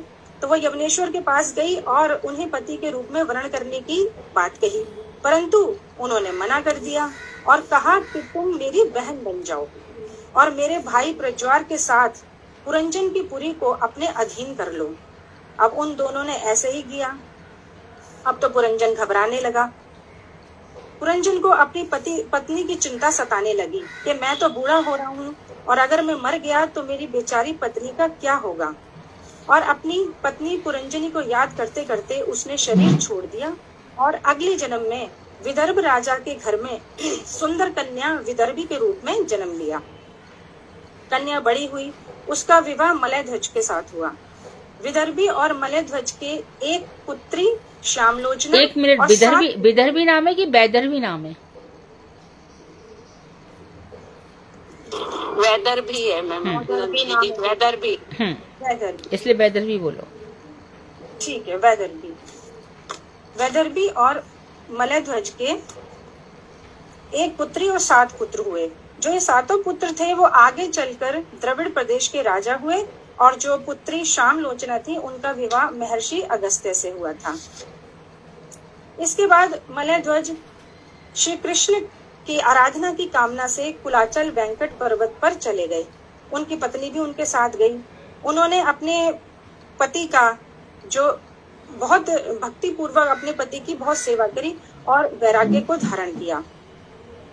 सेवा और तपस्या और व्रत के कारण जो था मलय ध्वज का शरीर बहुत दुर्बल और क्षीण हो गया था, और लेकिन उसको पता ही नहीं चला कि मेरे पति ने शरीर छोड़ दिया। जब सेवा करते हुए उन्होंने उनके चरणों को स्पर्श किया तब उन्हें पता चला कि अरे इन्होंने तो शरीर छोड़ दिया। वो इतनी दुखी हुई और अपने पति के साथ ही सती होना चाहती थी। तभी ईश्वर जो सबके सखा हैं ब्राह्मण के वेश में वहां आए और उन्होंने उसे समझाया कि तुम और मैं, हम दोनों पहले एक ही साथ रहते थे। वही अभिज्ञात नाम का सखा है ना, मेंशन कर दो, अभिज्ञात नाम के सखा ब्राह्मण वेश धारण करके आए।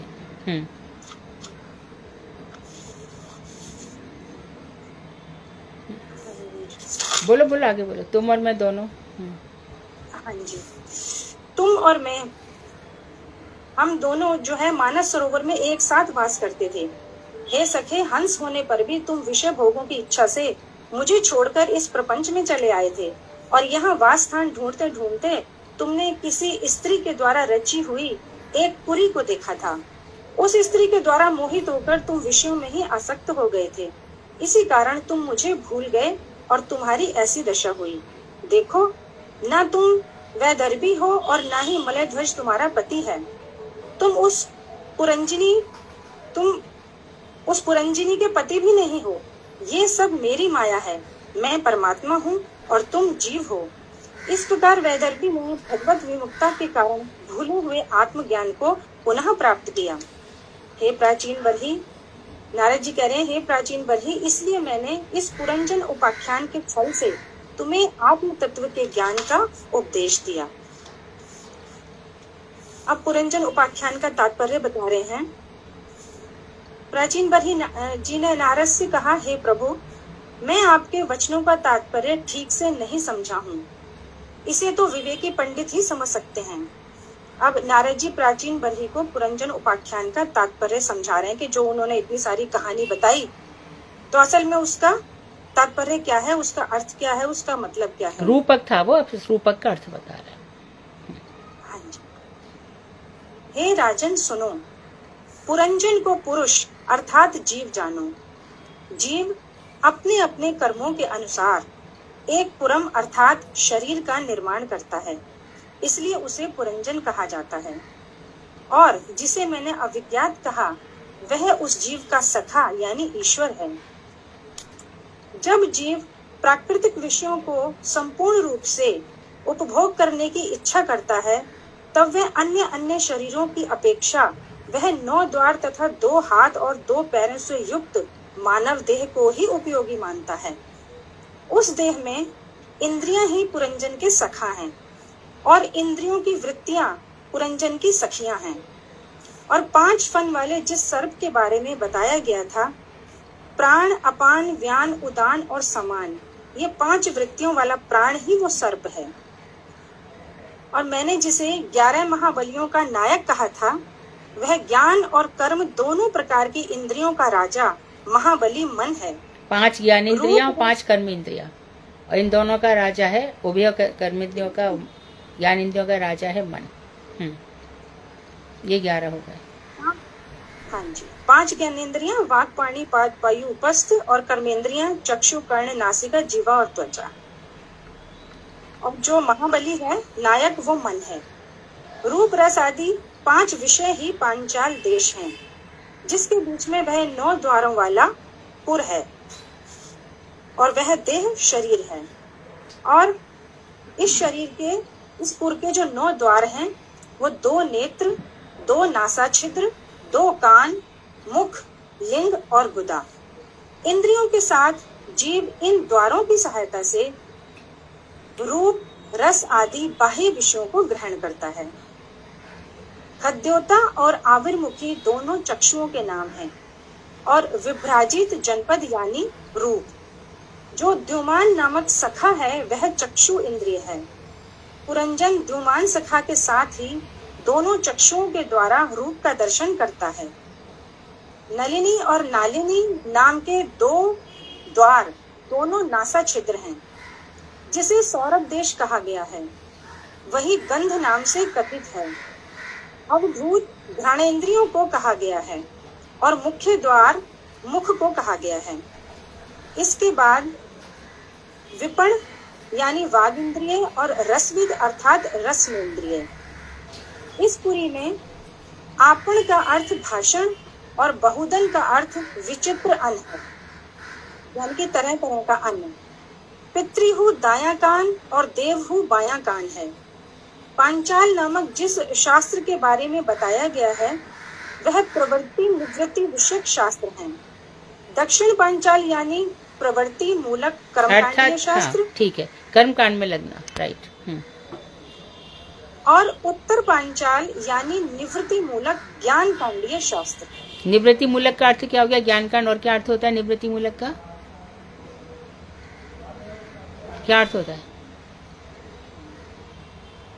मतलब जो हम काम कर रहे हैं, जो जिससे निवृत्ति हो जाए, ज्ञान प्राप्त हो जाए तो नहीं, संसार की प्रवृत्तियों से मन को हटा लेना।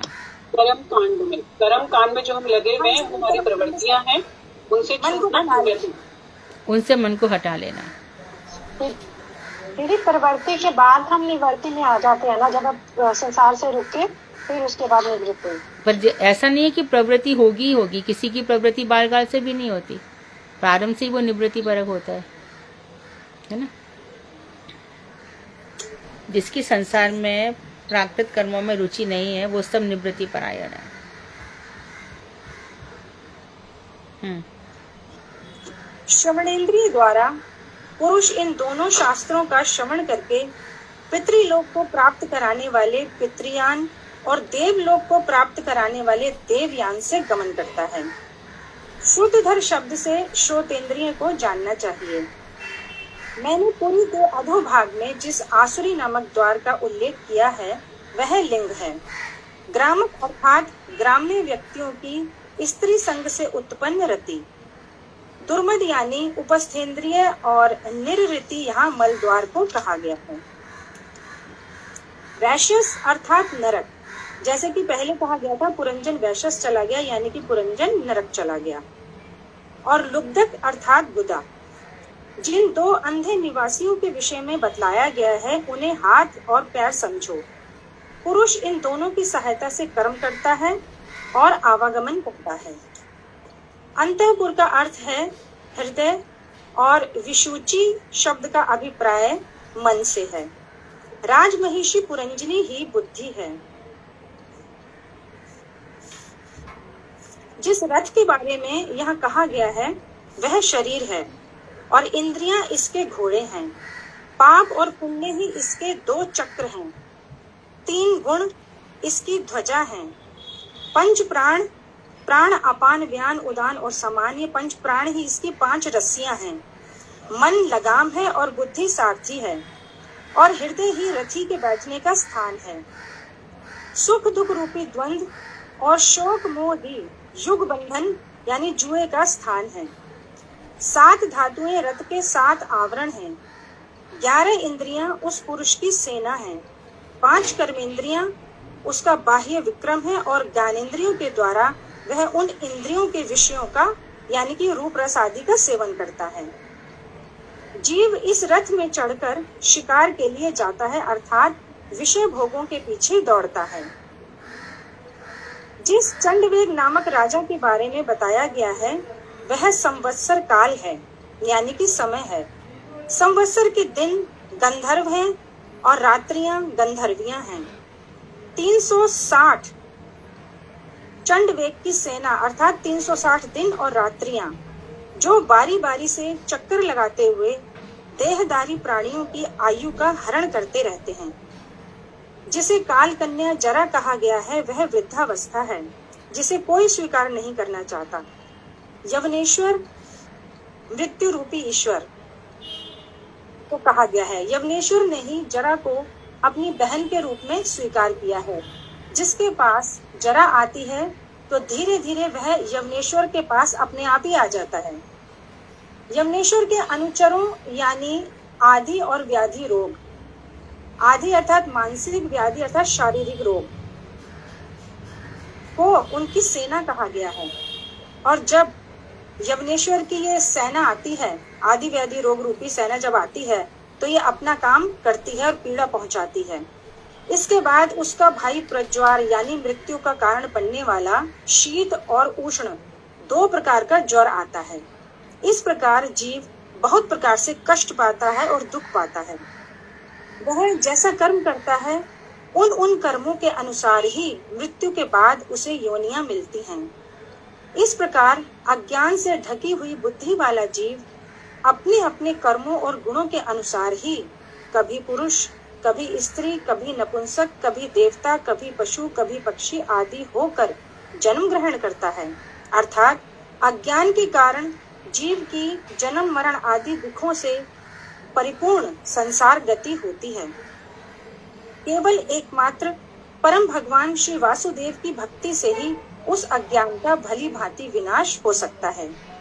नारद जी कह रहे हैं, हे राजा प्राचीन बरही, जो व्यक्ति श्रद्धा से युक्त होकर निरंतर हरि कथा श्रवण एवं भगवत लीलाओं का अध्ययन करता है, श्रवण कीर्तन करता है, उसमें भक्ति योग बहुत कम समय में ही आविर्भूत हो जाता है। इसीलिए देखो, जिसके द्वारा श्री हरि संतुष्ट होते हैं वही जीव का एकमात्र कर्तव्य कर्म है, और जिसके द्वारा श्री हरि के प्रति मति होती है वही विद्या है। क्योंकि श्री हरि ही समस्त देहधारी जीवों के अंतर्यामी परमात्मा हैं। वह सभी के एकमात्र मूल कारण और नियंता हैं। श्री हरि के चरणाश्रय से ही जीवों का सब प्रकार से मंगल होता है। राजा प्राचीन बरही ने कहा, हे ब्राह्मण, आपने जो कुछ बतलाया मैंने उसे ध्यान से सुना। मुझे कर्मों का उपदेश देने वाले मेरे गुरुजन निश्चय ही इस तत्व को नहीं जानते थे। उन्होंने मेरे हृदय में भक्ति, ज्ञान और वैराग्य के विषय में महान संशय उत्पन्न कर दिया था, परंतु आपने उसका पूरी तरह से छेदन कर दिया। लेकिन मैं आपसे अपने 1-2 संशयों को और पूछना चाहता हूँ। पहला, कि जीव इस लोक में जिस देह के द्वारा कर्म करते हैं वे उसे इसी लोक में परित्याग कर देते हैं, फिर उनका परलोक में फल भोग वो किस प्रकार संभव है? देवर्षि नारद ने कहा, जीव स्थूल देह के द्वारा जो समस्त कर्म करता है, वासना में लिंग देह ही उसका मूल कारण है। स्थूल देह के नष्ट होने पर भी लिंग देह का नाश नहीं होता। वह लिंग देह ही स्वर्ग और नरक आदि में फल भोग करता है, यानी कर्म फल के अनुसार ही फिर उसे देह प्राप्त होती है। उनका दूसरा संशय था कि मैं इसको थोड़ा सा स्पष्ट कर देते हैं कि जो ये वो पूछ रहे हैं कि जो शरीर है, इससे जो हमारे पाप या पुण्य जो कुछ भी हुए वो शरीर यहाँ पे नष्ट हो जाता है, तो स्वर्ग नरक में कौन सा शरीर फिर इस कर्मों का फल भोगता है? तो उन्होंने बताया कि स्वर्ग और जो नरक है, पाप के कारण जो नरक मिलता है वहां पे हमारा यातना में शरीर हो जाता है। जो हमारा सूक्ष्म शरीर है वह यातना में शरीर धारण कर लेता है, क्योंकि वहां पर उस शरीर को पटक पटक के धक्का दे दे करके और हाथों पैर से यमदूतों की जैसी मर्जी होती है ऐसा कर करके वो यमलोक में ले जाते हैं। तो इस शरीर से तो एक ही यमराज का यमदूतों का एक ही प्रहार पड़ेगा, शरीर नष्ट हो जाए। इस शरीर से हम मान नहीं जा सकते कि समझो यही शरीर में महाधारण, वहाँ यातना में बड़ा कष्ट सहने वाला शरीर होता है। और स्वर्ग में जो जाता है इसके विपरीत, यानी स्वर्ग और नरक एक साथ रखे गए हैं। स्वर्ग को कोई बहुत सुंदर नहीं बता दिया गया है। स्वर्ग नरक दोनों में भोग है। स्वर्ग हाइफन नरक, यानी जैसे सुख और दुख है ऐसी स्वर्ग नरक है। तो दूसरा स्वर्ग है, वहां पर हमारा कैसा शरीर जाता है, वहां पर हमारा शरीर थोड़ा दिव्य शरीर जाता है, जो हम उन सुखों को भोग सकते हैं, अप्सराओं का भोग कर सकते हैं, सुरापान कर सकते हैं, और जो अप्सरा बनकर जाता है वो पुरुष संग कर सकते हैं। इस तरह से वहां पर काम भोग इत्यादि रहते हैं। दोनों ही, एक सोने की श्रृंखला है, एक लोहे की श्रृंखला है, दोनों ही बेकार है। लेकिन जब इन सब से ऊपर, तो ये हमारे प्रारब्ध हैं। अभी तो हम प्रारब्ध भोग कर रहे हैं।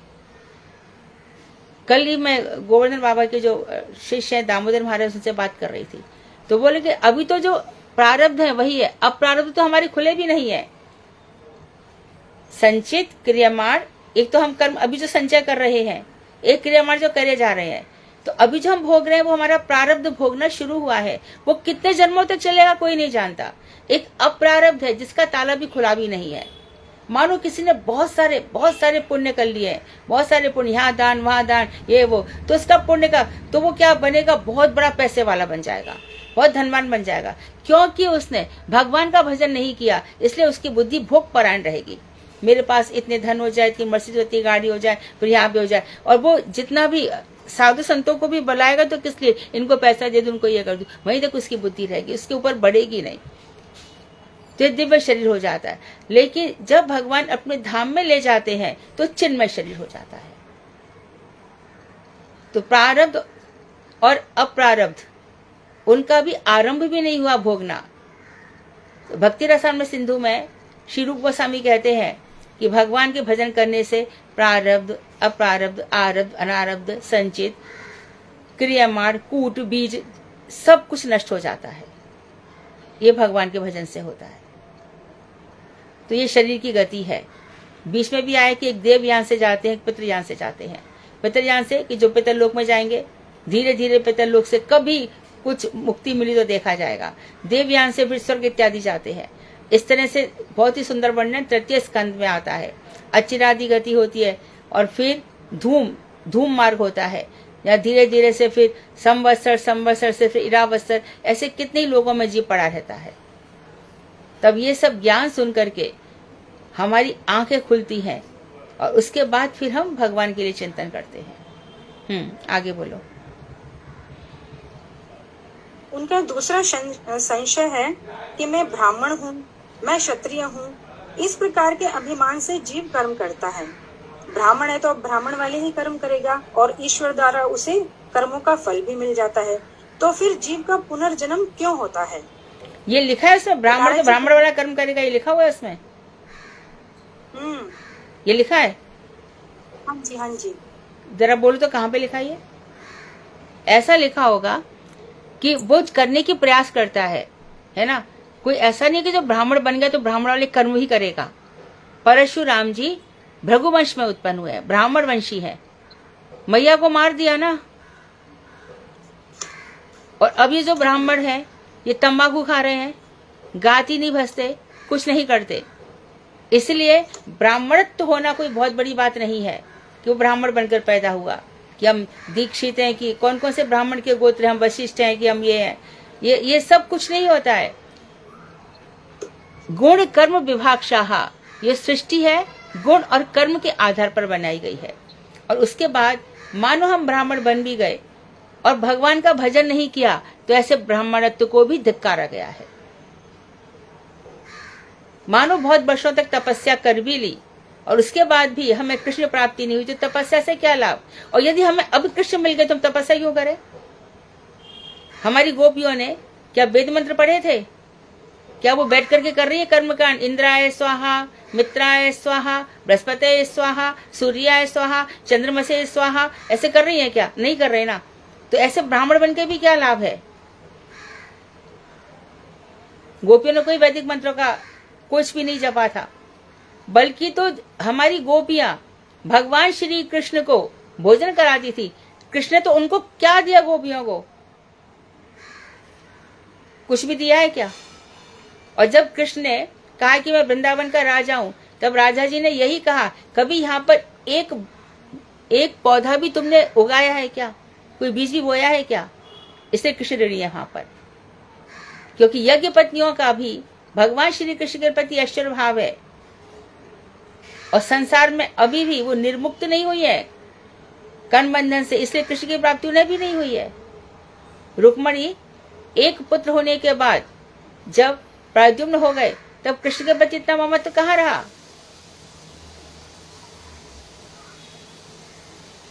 तो इस प्रकार से हमें विचार करना चाहिए। आगे वो कह रहे हैं जैसे जीव अभिमान से कर्म करता है और ईश्वर द्वारा उसे कर्म का फल भी मिल जाता है। सुनो, कौन से अभिमान तो से? सुनो भारती सुनो, मैं ये अभिमान होता है इंसान को कि मैं ब्राह्मण अभिमान हूँ। एक यही नहीं, मैं क्षत्रिय हूँ, मैं वैश्य हूँ, अरे मैं तो शूद्र हूँ, अरे मैं तो स्त्री हूँ, अरे मैं तो पुरुष हूँ।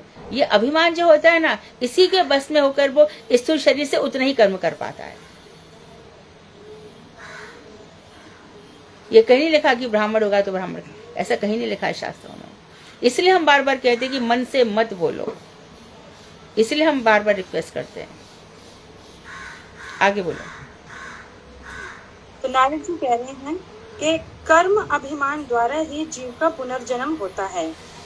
जिन कर्मों को वह करता है ईश्वर उसे उस कर्मों का फल देते हैं। भोगता ही है। तो कर्म अभिमान के मुझे कर्म करना है, बिल्कुल हम कोई कर्म करने यहाँ पे नहीं आए हैं। हम भजन, ये मनुष्य शरीर भजन के लिए मिला है। कर्म तो पाप योनियां है ना, कुत्ता बन जाओ, कितने सारी योनियां हैं। हिंसा कर दी तो शेर की योनि दे देंगे भगवान, जो भी तुम्हारे मन में है सारी योनियां दे देंगे। प्रमाद है, आलसी हो तो अजगर की तरह पड़े रहो, 1000 वर्ष तक अजगर पड़ा रहता है। इसलिए कभी भी कोशिश भी यही करो कि हम दूसरे से एक गिलास पानी भी ना लें। हम सोचते ना हमारे नौकर चाकर हम आराम से बैठे हैं, बिल्कुल नहीं। जब तक शरीर में ताकत है, जब तक शरीर में सामर्थ्य है, जब पुरुष या स्त्री उठकर खुद जल लो, उठकर खुद खाना परोसो। जितना हो सके पत्नी और पति सब मिलकर के काम करें, नहीं तो ऐसे ही हो जाएगा। हम सोचते हैं ना कि ये सब बड़े उनके नौकर, ये सब नौकर चाकर कुछ नहीं है, वो हम ही नेक्स्ट जन्म में नौकर बनने वाले हैं। कुर्वन्नेह कर्माणि जिजी विशेषतम समाहा। उपनिषद कहते हैं, वेद कहते हैं, कर्म करते हुए हम 100 वर्ष तक जीने की इच्छा करें। उठ करके यदि हमारे घर में परिचारक आती है या आता है, बर्तन मांजती है, ध्यान रहे बर्तन में झूठन कभी मत छोड़ देना कि उसका काम है। पूरे बर्तन खुद धो करके, चलो नहीं मांजे तो मत मांजो, पर साफ तो रखना कि कम से कम आके उसको घृणा तो नहीं आए। कम से कम वो ये तो नहीं सोचे कि देखा आज इसने मुझे कितना झूठन डाला है, अगले जन्म में क्या भगवान तेरे को छोड़ेगा। ठीक है मैं परिस्थिति व शास्त्री या नौकरानी बन गई हूँ, इसका ये मतलब नहीं कि तू मुझे निचोड़ डाले। बहुत लोग बड़े अभिमान से, मैं तो अपने नौकर से ये करवा लेती हूँ, मैं उसको 50 रुपए देकर अपना बाथरूम भी साफ करवा लिया, मैंने ये भी करवा लिया। यही जो कर्म बंधन है, इसका ये सब है। यही पुरंजन उपाख्यान का तात्पर्य है।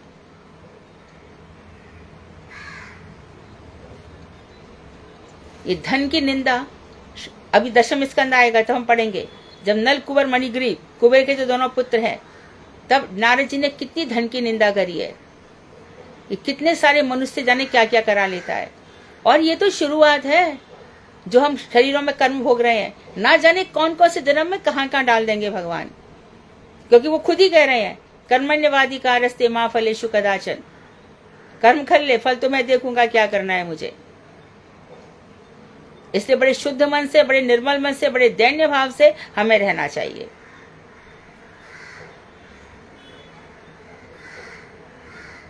तभी जीवन, नहीं तो सब भोग योनियां हो जाएंगी। सारा की शरीर को उठा करके पुरंजन, ये 9 द्वार वाले शरीर को, ये 9 द्वार तो सभी योनियों में है, देवता योनि में भी, दैत्य योनि में भी है।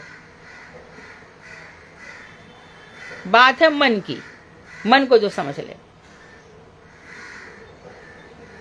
इसलिए कह रही हूं बार बार, मन की बातें मत करो, शास्त्र के अनुसार चलो। मेरे मन में ये आ रहा है, तेरा मन तेरे लाखों करोड़ों जन्मों से जाने क्या क्या कर्म करके आया, तो तेरा मन आज ये कह रहा है। तेरे मन की मैं गुलाम नहीं हूं भाई।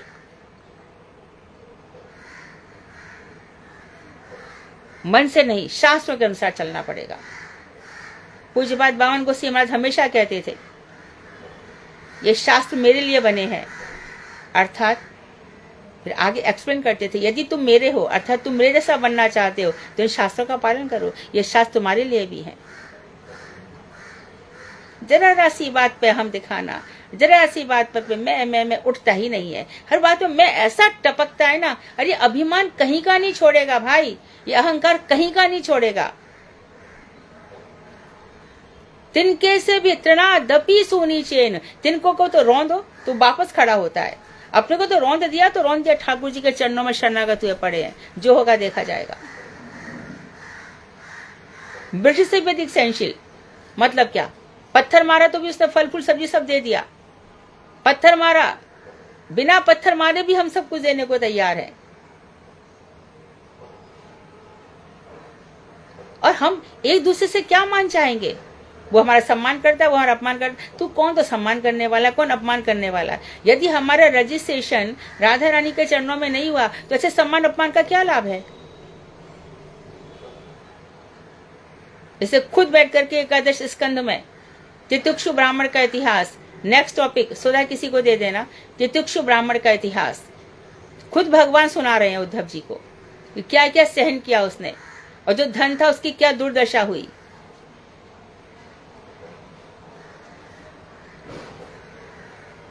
हाँ आगे पूरा करो भारती। वासना में लिंग देह का आश्रय करने वाला जीव का उस प्रकार का अनुभव। हाँ, इस टर्म को याद रख लो। ये लिंग शरीर कैसा है? ये स्थूल शरीर है, सूक्ष्म शरीर। लिंग शरीर सूक्ष्म, उसमें वासना ही वासनाएं भरी पड़ी हैं। मैं ये कर लूं, मैं ये पालूं, मैं ये कर लूं, ये सब, ये वासना में लिंग शरीर को बहुत भोग करना पड़ता है। हाँ बोलो। ये उसके पूर्व जन्म के देह संबंधों से उत्पन्न है, यह निश्चित रूप से जानो। यदि उसने शरीर से जो कर्म किए हैं, जो उसने शरीर से कर्म किए हैं, ये जो सूक्ष्म शरीर है ये वहीं से चला आ रहा है। मनः षष्ठानि इंद्रियाणि च कर्षति, गीता जो कह रही है। जो लास्ट टाइम में वासना की थी, जहाँ पे उसका शरीर खत्म हुआ वहीं से फिर से शुरू हो जाएगा। जो उसने देह से कर्म किए हैं उसके आधार पर ही उसका मन तैयार हो रहा है। इसलिए कभी किसी के मन की बातें सुनना मत, और अपने मन की भी मत सुनना। शास्त्र जो कहते हैं वही सुनना, वैष्णव जो आदेश देते हैं वही सुनना। और वैष्णवों के पास भी जाकर के उन्होंने तो ऐसा कहा था, मैं देखूंगी मुझे क्या करना है, वो तो ऐसा कहा था, ऐसा कभी मत करना। वैष्णव वाणी में बड़ी शक्ति होती है।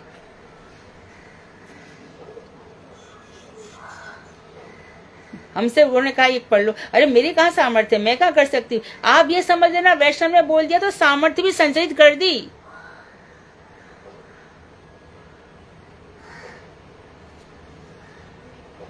यदि वहां से कुछ आदेश आ गए तो इसका मतलब है शक्ति भी वहां से आ रही है। इससे हमेशा तत्पर रहो। कौन सा सौभाग्य हुआ कि किसी वैष्णव ने हमसे कुछ कहा, क्योंकि वो वही कहेगा जिसमें मेरा पूरा की पूरा आत्यंतिक कल्याण होगा। लौकिक नहीं, पारलौकिक नहीं, संपूर्ण रूप से विशुद्ध मेरा कल्याण होगा। तभी वैष्णव हमें आदेश देते हैं। वासना में शरीर का आगे बोलो। हाँ जी, क्योंकि जिसका पहले अनुभव नहीं होता उसकी मन में स्फूर्ति भी नहीं होती, नहीं हो सकती। अर्थात बिल्कुल क्लियर किया उन्होंने कि आपने अनुभव किया है तभी तो मन में स्फूर्ति हो रही है। अर्थात पिछले जन्म में बहुत मन था, हमको स्त्रियों के साथ बहुत अच्छा लगा, तो पैदा होते ही टीन एज में पहुंचेगा नहीं कि पहले लड़कियों का ही संग कर लेगा। और फिर घर के पिताजी दादाजी कहेंगे, हाँ भाई क्या बात है, आजकल बहुत लड़कियों को घुमा रहा है क्या, हाँ भाई तू भाई मेरा ही चला है। ये ऐसा हो जाता है। ऐसे उसका जन्म ऐसी घर में हो जाता है। उन लोगों को जरा भी हिचक नहीं होती कि हम अपने बच्चे को कहाँ काल के गाल में डाल रहे हैं। हमारा संसार विश्व तो ऐसा बनाया भगवान ने, आध्यात्मिक जगत जहाँ ऊर्ध्व रेता, जहाँ बच्चों को सिखाया जाता है कि अपने धर्म की रक्षा करो, अपने वीर की रक्षा करो, तुम योगी बनो, तुम्हारा सब कुछ परमात्मा में निष्ठ हो जाए। ऐसा देश है हमारा। तेजस्वी बनाया जाता है, ब्रह्मचर्य से रखना सिखाया जाता है। और घूम रहे हैं, हाँ भाई आजकल तो लड़कियों की घुमा रहे, तुम्हारा बहुत आजकल बड़े मजे ले रहे हो। ये जो सबसे घृणित अवस्था है, सबसे घृणित। ऐसा है ना पुरंजन उपाख्यान जिसमें बहुत तत्व ज्ञान छुपा हुआ है। अब मैं नहीं बोलूंगी, पूरा करूँ तो पूरा 2-3 घंटे भी जाएंगे। कोशिश करूंगी कि नहीं बोलूं। हमारा मन बहुत जन्मों के संस्कारों से युक्त होता है। मन से ही समस्त विषयों का स्मरण और विस्मरण होता है। जब तक बुद्धि, मन, इंद्रिय, विषय और गुणों का परिणाम स्वरूप लिंग दे रहता है, तब तक जीव का स्थूल देह से मैं और मेरा भाव रूप संबंध दूर नहीं होता। लिंग शरीर याद रखने, इस लाइन को बार बार ग्रंथ में पढ़ लेना। लिंग शरीर का अर्थ है सूक्ष्म शरीर। सूक्ष्म शरीर स्थिर शरीर को प्रेरित करता है। जो सूक्ष्म शरीर में हो रहा है वो स्थूल शरीर में होता है। इसमें फिर से रहुगढ़ की वो बात याद रख लो, जब वहाँ पे कहा गया है कि आग, हाँ लिंग शरीर स्थूल शरीर है कि सूक्ष्म शरीर। लिंग शरीर हमेशा सूक्ष्म शरीर होगा। वो स्थूल शरीर को अनुभव कराता है। मन, बुद्धि, चित्त, अहंकार सब सूक्ष्म शरीर है, चारों। चतुष्ट अंतःकरण, इसको इस उदाहरण से हमेशा के लिए समझ लो। जब रहुगण और भरत बात कर रहे हैं तो महर्षि भरत से जब रहुगण कहते हैं कि आप मुझे जो आप कह रहे हो कि, उन्होंने ये कहा कि तू जो पालकी में बैठा हुआ अपने आप को राजा अभिमान कर रहा है और सोच रहा है कि मैं तेरे को पालकी बहन करने, तेरी मूर्खता है। तो लेकिन आप लेके जा रहे हो तो आपको कष्ट तो होता होगा ना, थकान तो होती होगी। तब उन्होंने क्या कहा कि देखिए थकान भी मन को होती है। तो उन्होंने कहा कि कैसे, जैसे कि अंगीठी पे पतीली रखी है, पतीली में पानी गर्म हो रहा है, तो अंगीठी का स्पर्श पाया पतीले, तभी तो पानी गर्म हुआ। तो इसलिए आपका शरीर इसलिए थक रहा है क्योंकि आपका मन भी थका है। बोले हाँ, सूक्ष्म शरीर, स्थूल शरीर थक रहे हैं, आत्मा तब भी प्रकाशवान है, आत्मा को इससे कोई फर्क नहीं पड़ रहा है, आत्मा यहाँ भी अप्रभावित है, आत्मा अपने शुद्ध सत्य रूप में रहती है। ये जो हम विश्व सत्य बोलते हैं ना, यही तीनों गुणों से परे, जैसे आत्मा शुद्ध सत्य रूप में निवास करती है और वहीं पर फिर कृष्ण प्रकट होते हैं। इसके पहले वो यहाँ वहाँ इस स्थान पर थोड़ी प्रकट हो जाएंगे कि मुझे स्वप्न में कृष्ण दिखाई दिए, मुझे ये दिखाई दिए, करोड़ जन्म ले तो दिखाई, ब्रह्मा जी को दिखाई नहीं, तेरे कहां से दिखाई दे जाएंगे। बात करती है, बिल्कुल मत सुनना ऐसी फालतू बातें।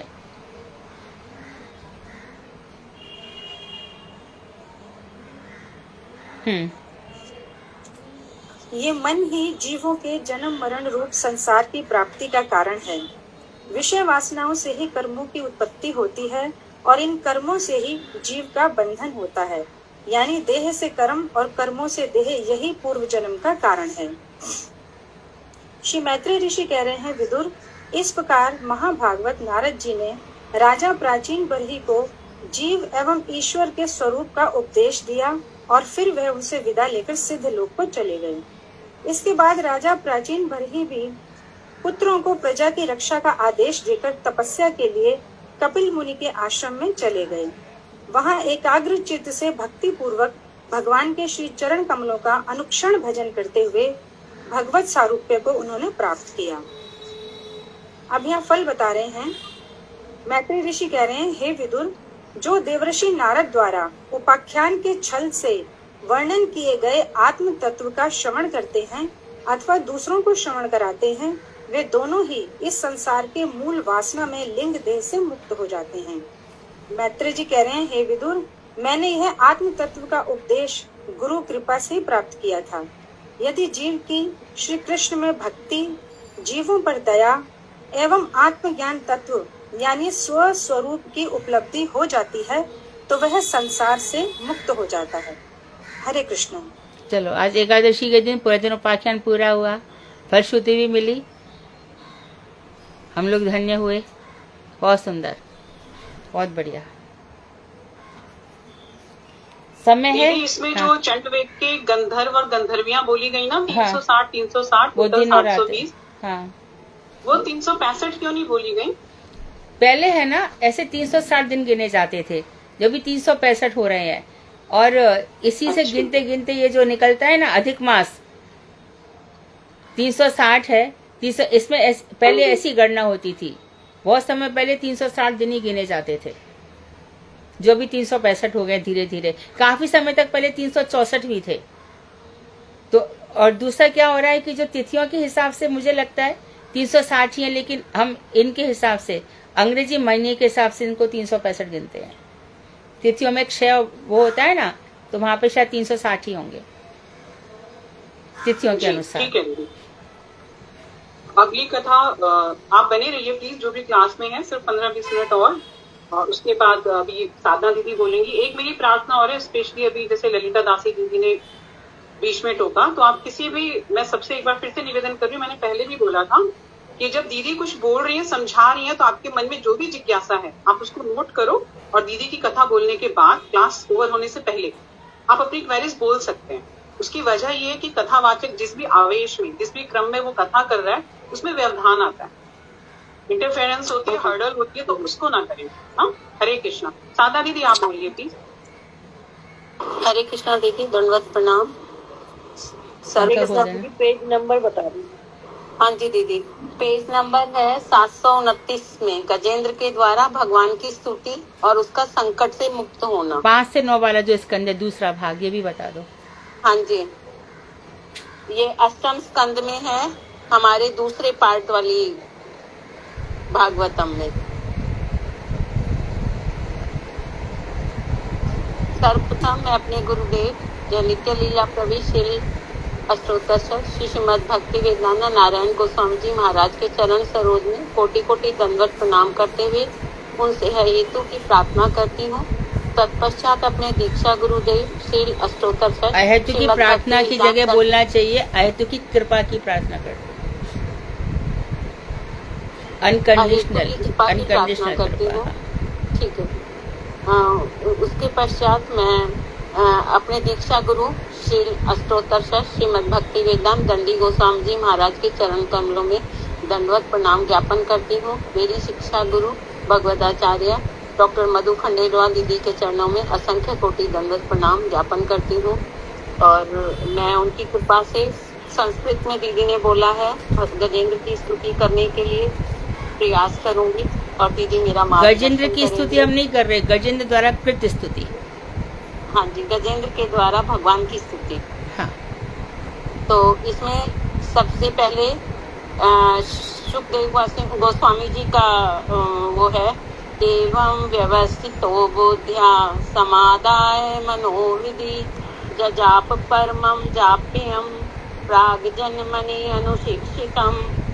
फिर उसके बाद श्री गजेंद्र की है, ओम नमो भगवते तस्मै यत् एतच्चित्तात्मकं पुरुषादि बीजाय परेशायाभि धीमहि यस्मिन्निदं यतश्चेदं येनेदं या इदं स्वयं यो अस्मात् परसम्माच परस्तं प्रपद्ये स्वयंभुवं यः स्वात्मिदं निजमायार्पितं क्वचिदि भातं क्व च तत्तिरोहितम् अविदिदृक् साक्षुभयं तदीक्षते स आत्ममूलो अवतु मां परात्परः कालेन पंचतत्त्वमितेषु कृत्संशो लोकेषु पालेषु च सर्वहेतेषु तमस्तदासी ग्रहणं गंभीरं यस्तस्य पारे अभिविराजते विभु न यस्य देवा ऋषयः पदं विदुर् जन्तुः पुनः कोह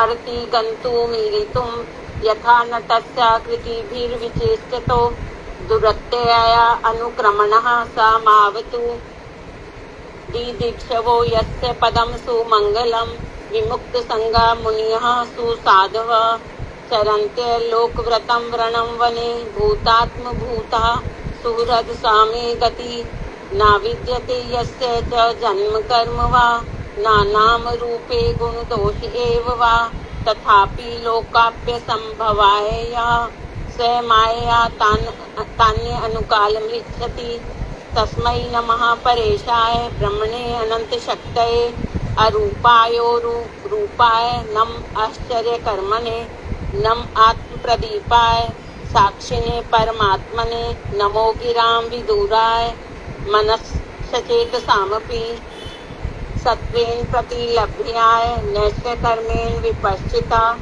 नमः केवल्यनाथाय निर्वाण सुख संविदे नमः शांताय घोराय मूढ़ाय गुणधर्मिणे निर्विशेषाय साम्याय नमो ज्ञान घनाय च क्षेत्रज्ञाय नमस्तुभ्यं सर्वदक्षाय साक्षिणे पुरुषात्म मूलाय मूल प्रकृते नमः सर्वेन्द्र गुण दृष्टे सर्व प्रत्यय हेतवे अस्ताच्छाय योक्ताय सदाभासाय ते नमः नमो नमस्ते अखिल कारणाय निष्कारणाय अद्भुत कारणाय सर्वागमामनाय महान्वाय नमो अपवर्गाय परायणाय गुणारणिच्छिन्न चीदुष्मपाय तत्शोभ विसुरजित मानसाय नैष्कर्म्य भावेन विवर्जितागम स्वयं प्रकाशाय नमस्करोमि माति प्रपन्न पशुपाश विमोक्षणाय मुक्ताय भूरि करुणाय नमो अल्याय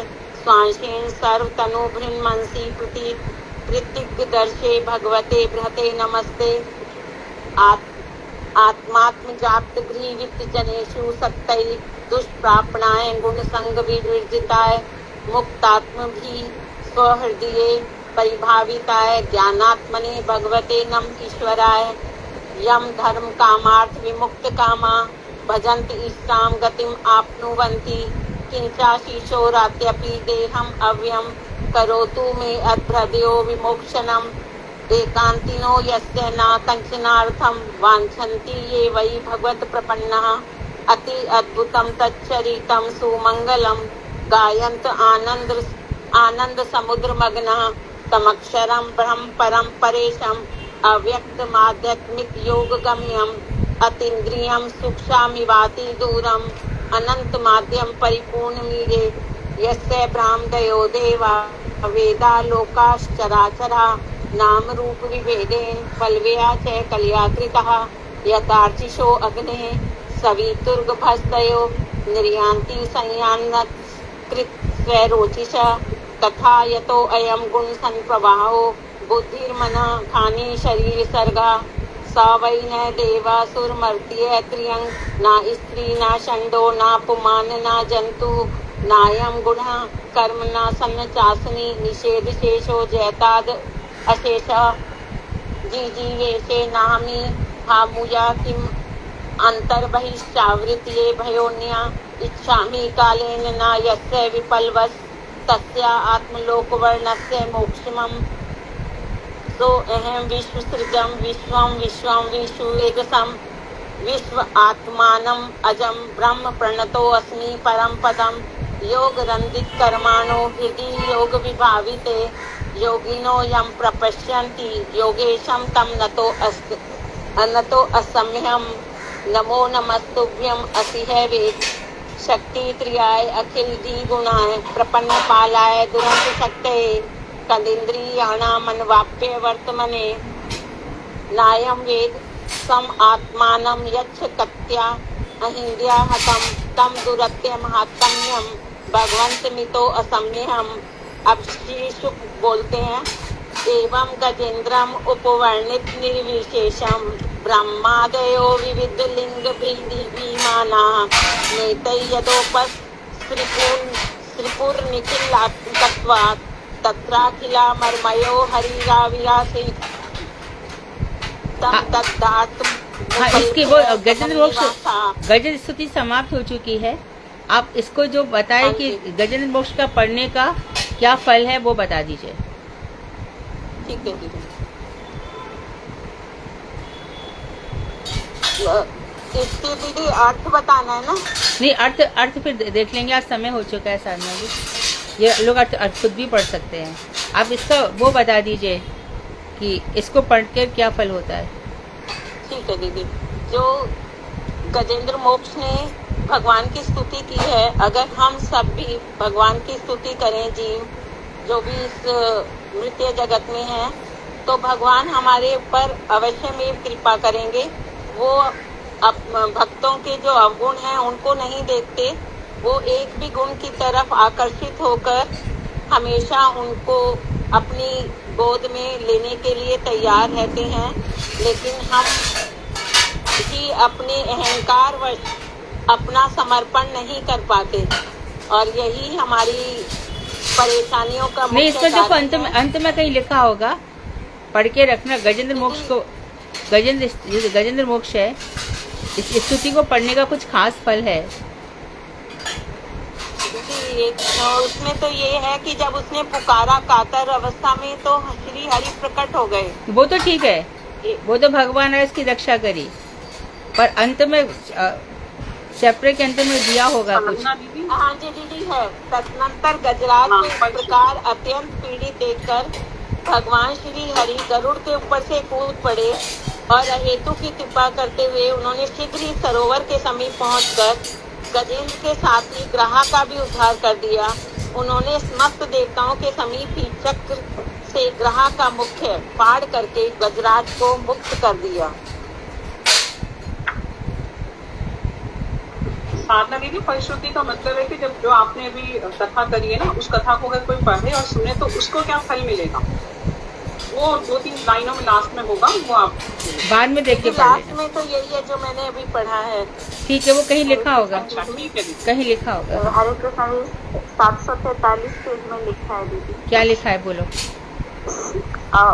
वो श्री भगवान ने कहा, जो मनुष्य रात्रि के अंतिम प्रहर में उठकर संयम पूर्वक एवं एकाग्र चित्त से मेरा, तुम्हारा और इस सरोवर, पर्वत, कंदरा, वन, पेड़, कीचक, बांस के झुरमुट, यहाँ के दिव्य वृक्ष, मेरे ब्रह्मा जी और शिव जी के निवास स्थल, मेरे प्रिय धाम क्षीर सागर, दीप्तिशाली श्वेत द्वीप मेरे श्रीवत्स चिन्ह और कौस्तुभ मणि, वैजयंती माला, कौमुदकी गदा, सुदर्शन चक्र, पांचजन्य शंख, पक्षीराज गरुड़, शेषनाग और मेरे आश्रम में रहने वाली लक्ष्मी देवी, ब्रह्मा, नारद, ऋषि, महादेव, प्रहलाद, मत्स्य, कूर्म, वाराह आदि अवतारों में मेरे द्वारा किए गए अनंत पुण्यात्मक चरित्र, सूर्य, चंद्र, अग्नि, प्रणव, सत्य, माया, गौ, ब्राह्मण, अविनाशी, सनातन धर्म, भक्ति, सोम, कश्यप, धर्म पत्नी, दक्ष की कन्याओं, गंगा, सरस्वती, नंदा, कालिंदी, ऐरावत, हाथी, ध्रुव, सप्त ब्रह्मर्षि, पवित्र, कीर्ति, युधिष्ठिर, जनक आदि महापुरुषों का स्मरण करते हैं, ये समस्त पापों से मुक्त हो जाते हैं। ये सब मेरे ही रूप और स्वरूप हैं। ये नहीं था, ये गजेंद्र मोक्ष का अलग फल है।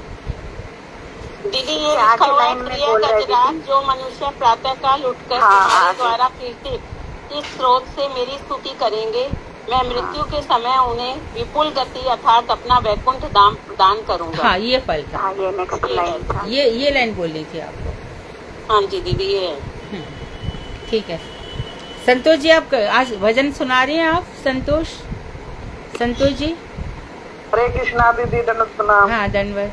हाँ दीदी, सुना दूंगी। हाँ, सुनाइए। सुना दूंगी दीदी। सुनाइए। हरे कृष्णा दीदी, दंडवत प्रणाम।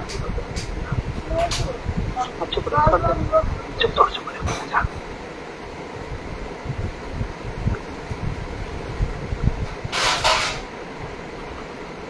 ओए वैष्णव ठाकुर, दया रे सागर, हे दास करुणाकारी। ओहे वैष्णव ठाकुर, दया रे सागर, हे दास करुणाकारी।